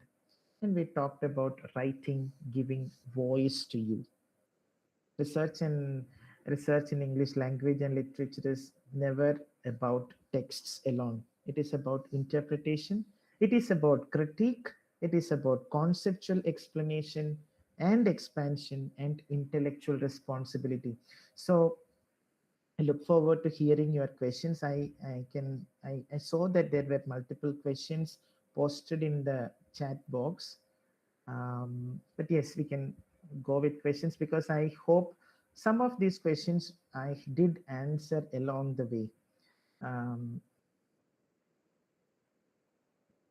Please touch some ways to the quantitative analysis of language and literature in the premise of theory. Quantitative analysis, I told you I'm not a quantitative person, I'm a qualitative person. So, quantitative analysis of language and literature, such things come whenever it is interdisciplinary in nature. In pure literary research, there isn't much quantitative, but yes, when you are doing something on digital humanities, when you are doing something on yes, interdisciplinarity breeds quantitative methods and techniques and tools naturally. Is that conducive to the research ethics to add more subjective contents than being an objective observer? Yes, it is conducive to research ethics, no doubt about it. Because if you look at the best researchers going around, they are not from literature. And if you look at people like Richard Dawkins and other scientists, if you look at the papers written by people like Yuval Noah Harari and some of the finest scientists and social scientists, you will find that their research papers and articles published you can get it through the certain repositories, and also those papers are far more aesthetic and literary than the papers that we write. My dear friends, what is the purpose of writing a research paper? To propound an idea, to forward, to help the growth of knowledge. And if our purpose is that, shouldn't we also think about making sure that people read our research? And shouldn't we also ensure that people don't just reading our research after the first paragraph? So if we want to influence them, if we want to persuade them, if we want to seduce them with our writing, of course we have to be subjective. Objectivity is dry. And I understand that when you say objectivity, you mean whatever objectivity is possible. But then people have stopped talking about objectivity because objectivity is impossible. Literary theory has taught us and told us and proved to us that it has told us that readings cannot exist in a vacuum. Literary theory has taught us this. Every reading is done by a person who is a human being, who has experiences, who has perspectives, and all these things, his culture, his surroundings, his language, his upbringing, all these things color his readings, his ways of understanding this text. So, Martin Heidegger or Hans Georg Gadamer, Truth and Method, they tell us clearly that readings cannot exist in an existential, political, social vacuum. Every reading is influenced, and there is nothing called subjectivity. I mean, nothing called objectivity. Everything is subjective. Everything is subjective. And if that, when that is the case, when objectivity is impossible, why should we ask research? After teaching them that objectivity is impossible through our literary theory, we are asking them to be objective in their research. How क्या कह can they रहे do the हैं? impossible? वो पूरा seminar में चल रहा है. Okay. So yeah, could you please suggest books on research methods other than Gabriel Griffin's research methods for English studies? I mean, there are books because I have tried suggesting books and I have realized that nobody is reading ever. We suggest, we share the book's PDF and it goes safely into the Google Drive, permanently stuffed. But more importantly, yeah, I will share some books and titles. I will share it in the group. I will share the books as well. If the organizers allow, we can do a little bit of copyright violation and we can share some the group. Definitely, I will do. Um, can literary research be non-textual in nature? For example, in the case of exploring AI in literature, non-textual. That question has a problem. What do you mean by a text? Do you mean a text in the sense of a literary work or a book, or do you mean text in the sense in which class is asked? If it is the latter one, no, we cannot do without, everything is a text there, right? A meme is a text, a smiley is a text, an emoji is a text, everything is a text. In that case, yes, that is the possibility. But can we do without literary works? Definitely we can. Why can't we? We can. There are good papers being written on selfies without recourse to any primary text as such. Of course, we may use some secondary text, we may use some text on theory to interpret our and make better sense of our analysis that we do. But is it possible to be completely non-textual? Um, I, I think it is, because isn't there something called theory building? And it is not such. Yes, you can say that that theory itself, which you are building, is there is a ground to it, and that ground is the text. That way you can say, but probably you meant that question in the sense, can we do it without any texts in the sense of books and references to books? Yes, it is possible. Theory building can be done, and I have always felt that it is the easiest way to write research papers, for example.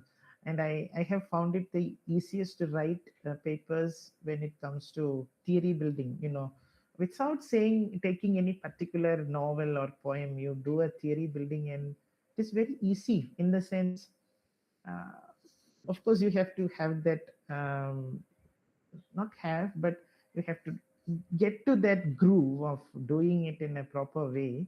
But once you learn it, I think it is possible, and it is simple. Because if you are doing a comparative analysis of two novels, the most time consuming thing is reading these two novels and understanding the novels by, you have to read it at least 5 or 6 times to be so clear about what the novel. And if we don't do that, we are not doing full justice to it. But in a theory building paper, I don't feel that we are that much tied to reading a particular work or something. And um, Mira, you are knowledgeable. I know, I have seen some of the things that you have done, some of the kind of messages and things you post, and uh, I have observed that you are a non-textual. That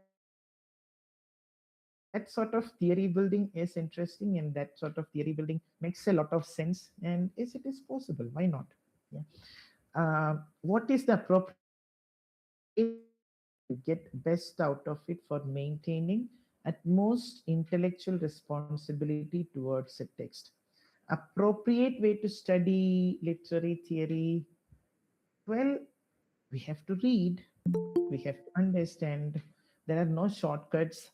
Studying literary theory is not always about studying one particular theory in isolation, because theories are achromatic in nature. You cannot study something in complete isolation, because if you don't understand the basic concepts, you cannot work around something as well. So, in that sense, understand,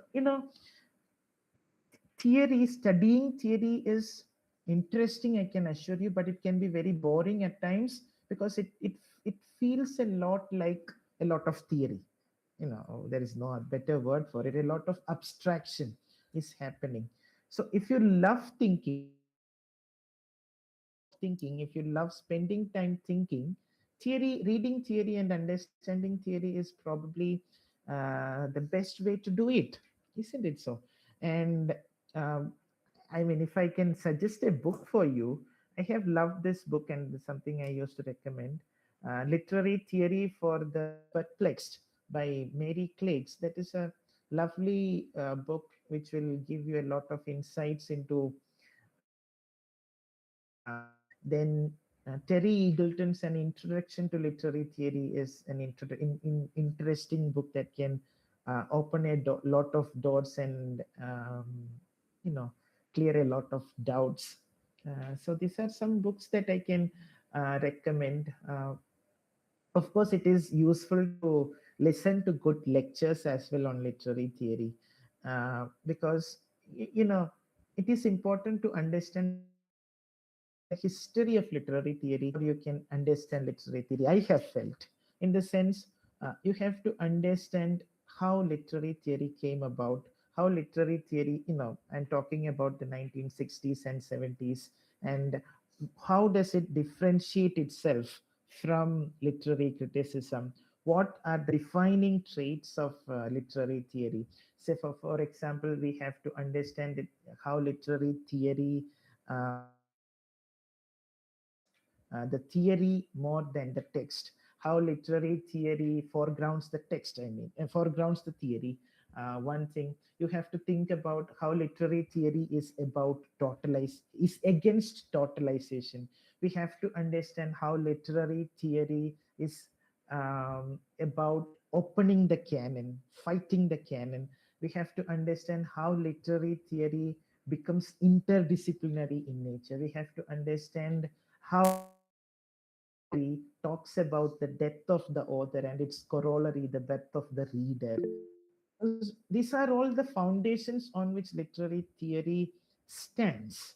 So we have to think and understand what we call the linguistic turn. These are foundational ideas, and these ideas you will find in Terry Eagleton's beginning theory, for example. These foundational concepts are mentioned. Terry Eagleton, Peter Barry's beginning introduction to literary theory. These two books can give you a lot of insights into the evolution of literary theory, how it came about. Jonathan Culler can give you a lot of interesting insights.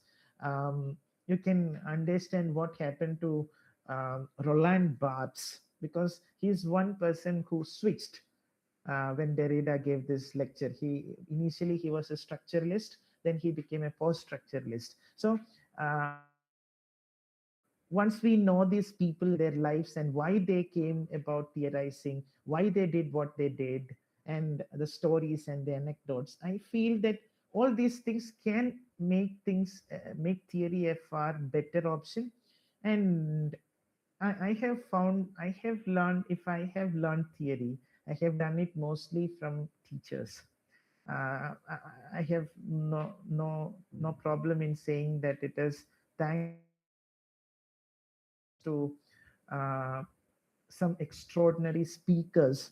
I would single out Dr. Joseph Dorai Raj, from Tamil Nadu who I don't know if he is currently, but who was the dean of what is the name of that university? So Dr. Joseph Dorai, the senior professor who explains literary theory like it is something that you see every day. And these people, I read Dr. Marx from Pondicherry University.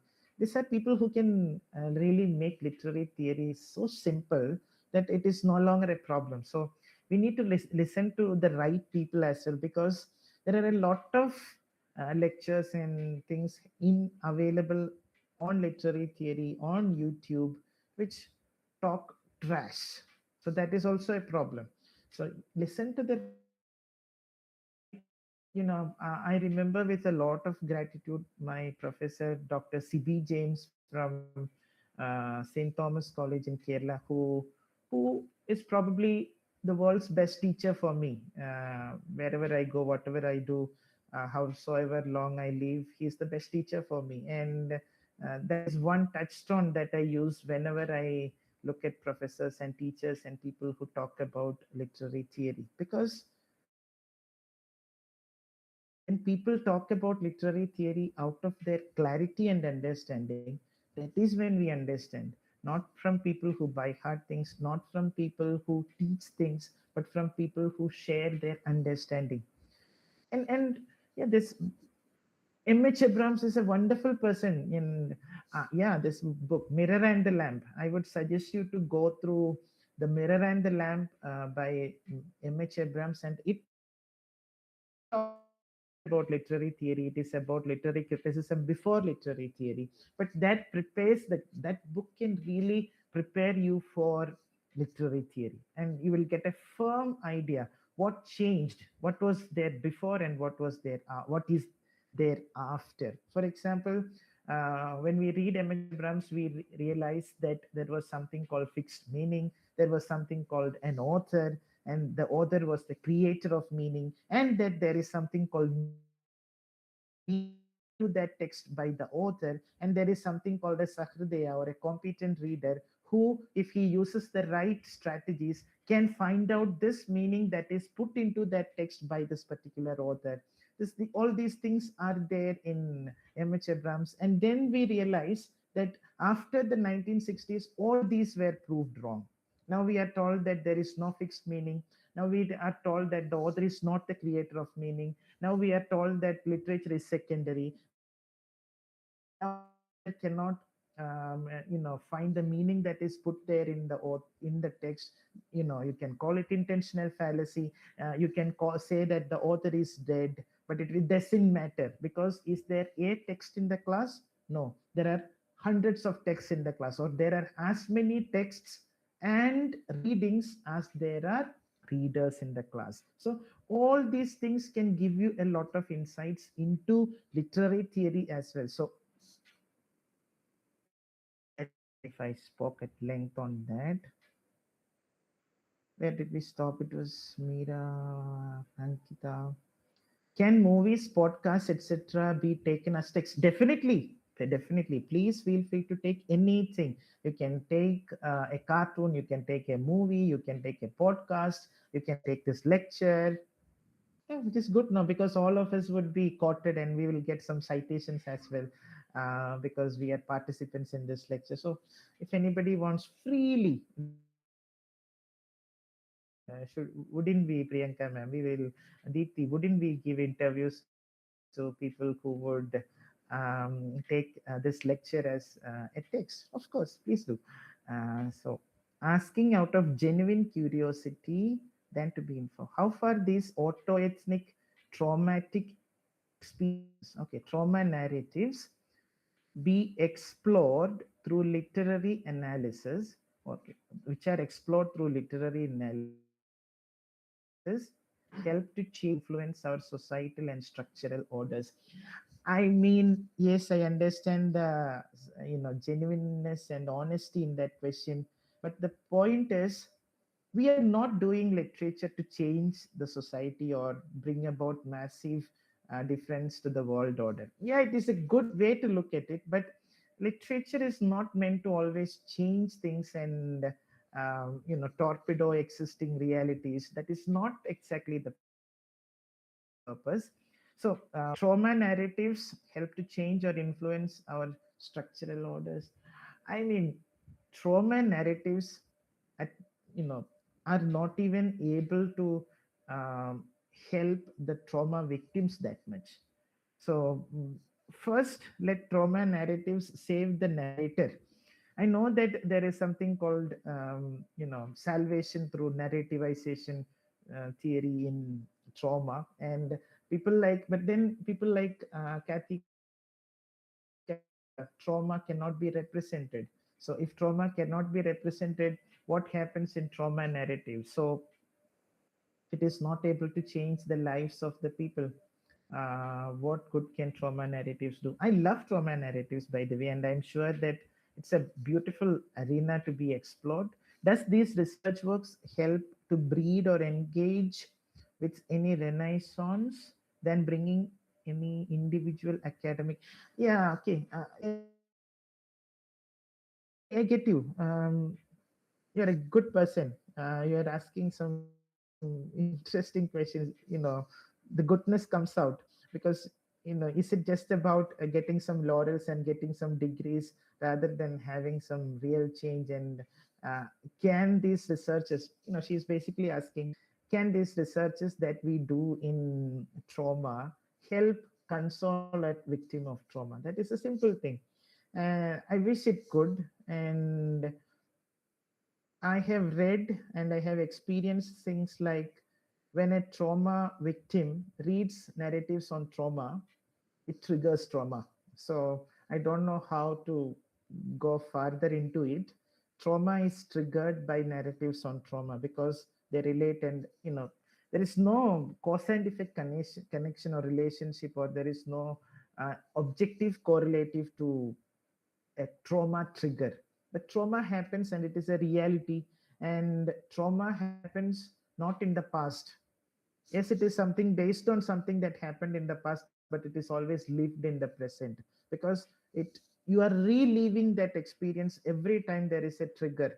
So um, I don't know. I wish that it did, but how much success do we make, and how basically can literary research heal wounds and cure problems? And that is a lovely way of thinking, and that is what we all want. But does it do that? Can it do that? Maybe it can to a certain extent, but not wholesome. It is like asking what you get by going to a movie theater and watching a movie.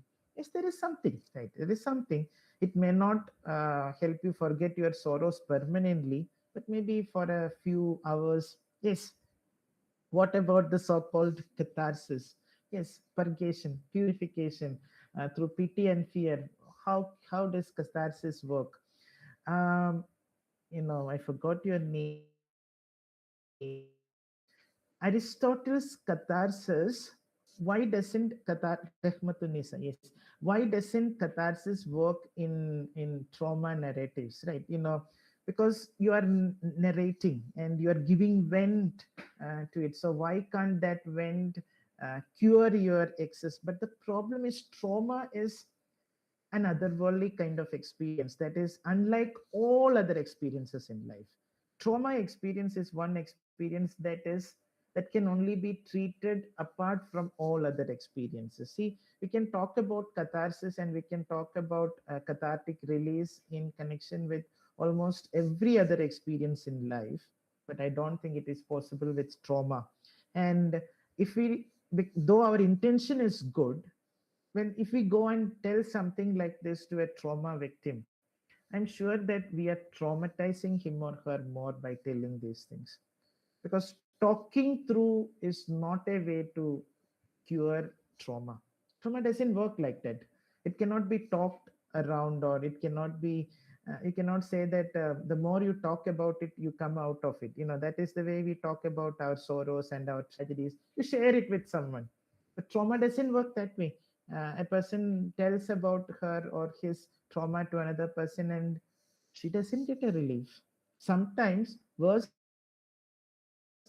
trauma trigger, which results in another episode of trauma, which is sad, which is sad. So in trauma is, you look at the theoreticians, look at the people, and they will say that it is unlike all other experiences in life. And that is why Lacan single-handedly took trauma experience for analysis, and he said trauma works like language. Trauma is the only thing that works like language. Yeah, this is how we want literature to work. We want our researchers to work. But would, I don't know. So yeah.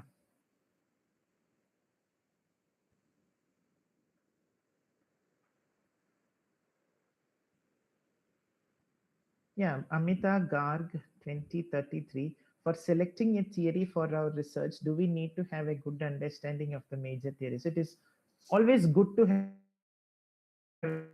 I mean, it is not possible, practical to know all the theories, but the more theory, the more the theories you know, the more the number of theories you know as well, the better placed you will be in finding the appropriate theory to use to interpret a text. No question about it. So because you talk about theory as a lens, and if you're talking about it as a lens, you should know what lens you require as well, right?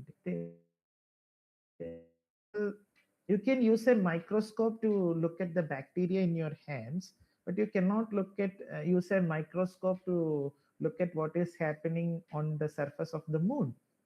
For that you need another thing called a telescope.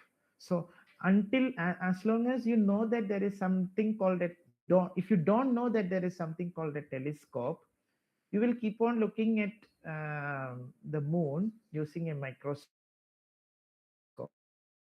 So you know the more you know, the better it is. No question about it. Yeah, it is. Trust me, it is good. Theory is good, interesting. Learn as many theories as you can and understand the theories. Even if you don't apply it anywhere, it is fine. But if you learn the theories, it can make wholesome changes to your life, your thinking, your perspectives. You become a citizen, you become a better human being, because theories do a lot of good things. They do. Of course, your critical thinking ability improves hugely by leaps and bounds the more theories you study. So can yeah can okay, that it was it. Can we use more than one methodology in one study? Yes, we can. Yes, we can use more than one methodology. Methodology is not bound. We may have to use, and there are times when we use three or more methodologies as well. I'm using purposefully the word methodologies. So our methodology involves multiple methodologies and multiple methods, of course, and those methods may inform you about different methodologies, which is how I can say this.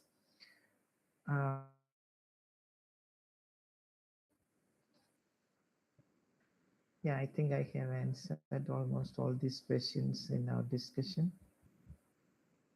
Anything else, friends? Organizers, I'm sorry if I'm taking too much time or if I'm not letting you speak. Please do. No, that's fine. The stage is all yours. Harry knows well that once I start talking, I will not put the mic down. Do we have more questions? So,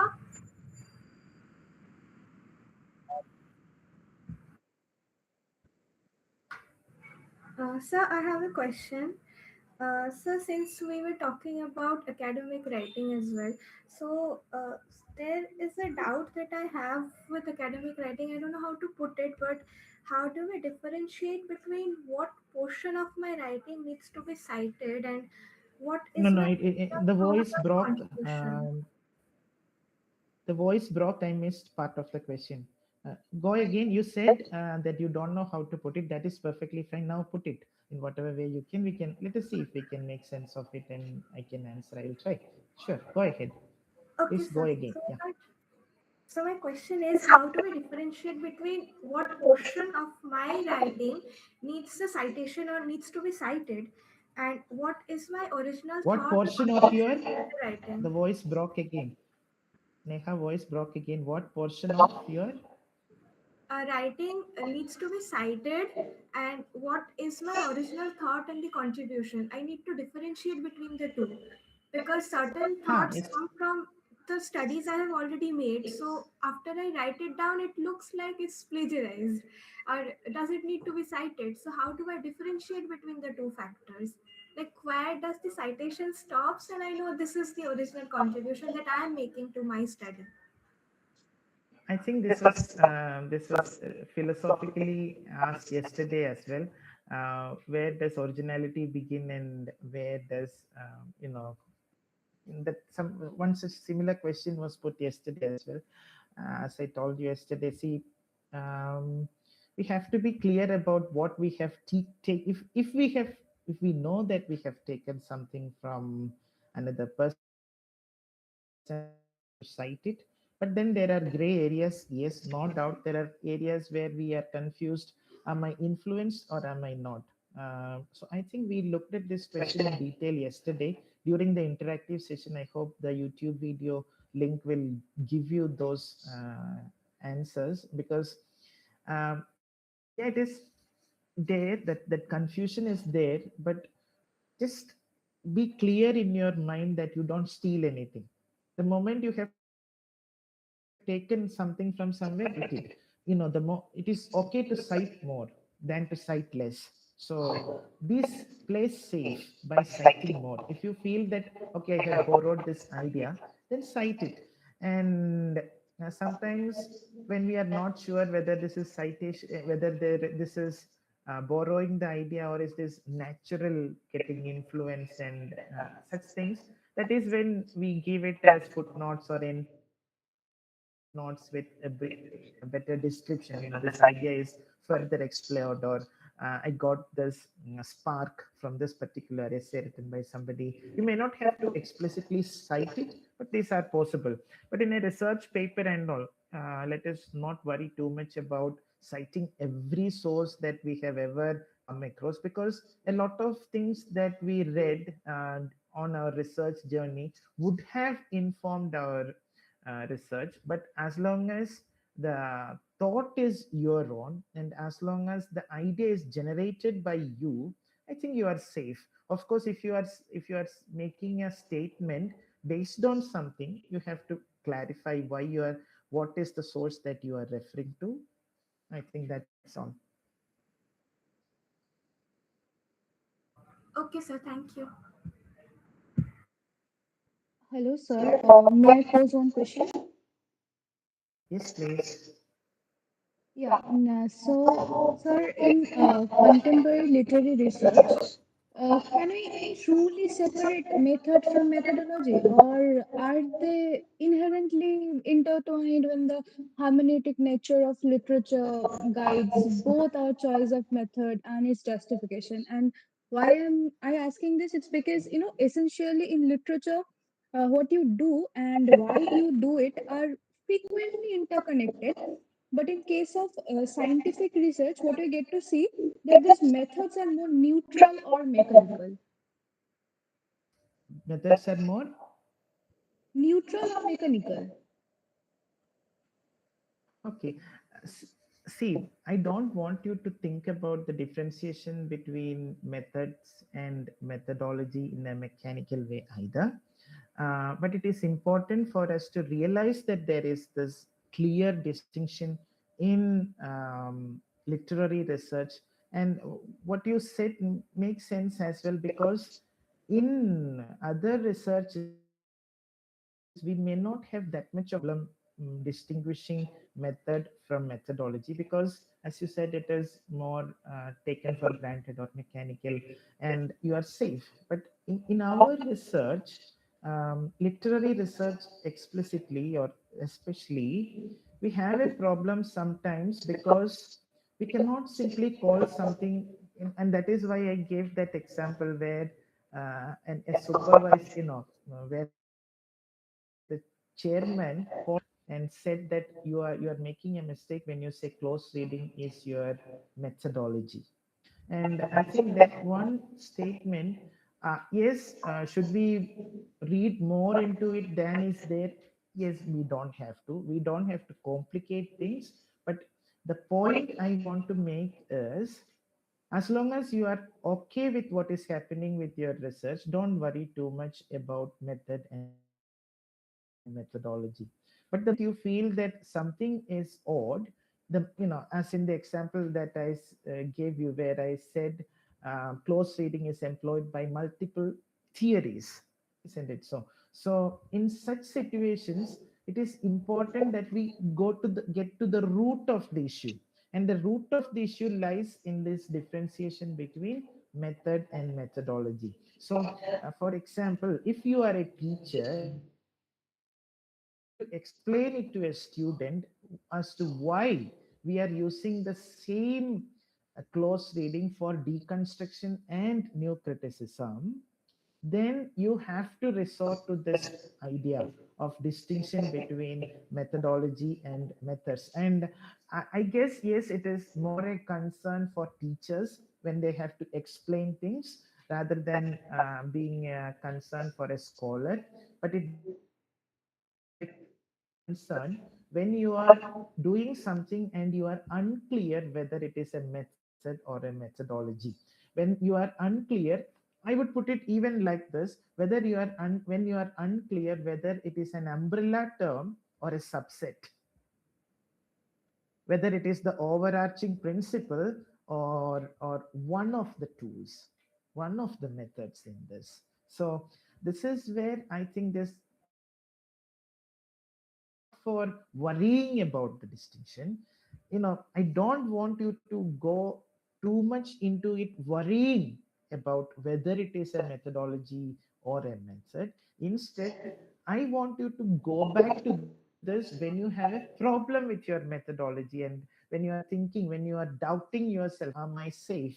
As I told you yesterday, the purpose of this workshop, the goal I have set for us, is that we should be independent rather than depend on somebody, because these are such cynical times where we get a lot of misinformation, and just about everybody out there is trying to mislead us, because research is a big business. And whether it is journals or whether it is about professors, you know everybody has membership in these journals and things like that, and there are agendas, and that is when we have to call the spade a spade and say that, okay, this is it. And that is why it is important that we know for ourselves what is happening with my research. So don't worry about the distinction between methods and methodologies, but when you are worried, go back to this distinction between methods and methodologies, so that you understand your problem. This is the idea. So the purpose is not to confuse you. The purpose is to help you when you are confused. If you are not confused, don't get confused. If you are confused, you will have some clarity here. Thank you, sir, for your time and guidance.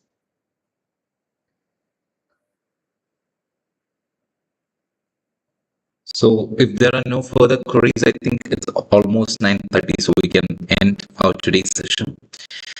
Um, and tomorrow also we'll be following the same schedule. We'll be meeting at 7. The link will be shared at 6:45. So I thank our resource person and all the participants for your valuable time and your sharing. Thank you, and we'll meet tomorrow, the last day. Let's make it the most out of it tomorrow. Thank you all. Good night.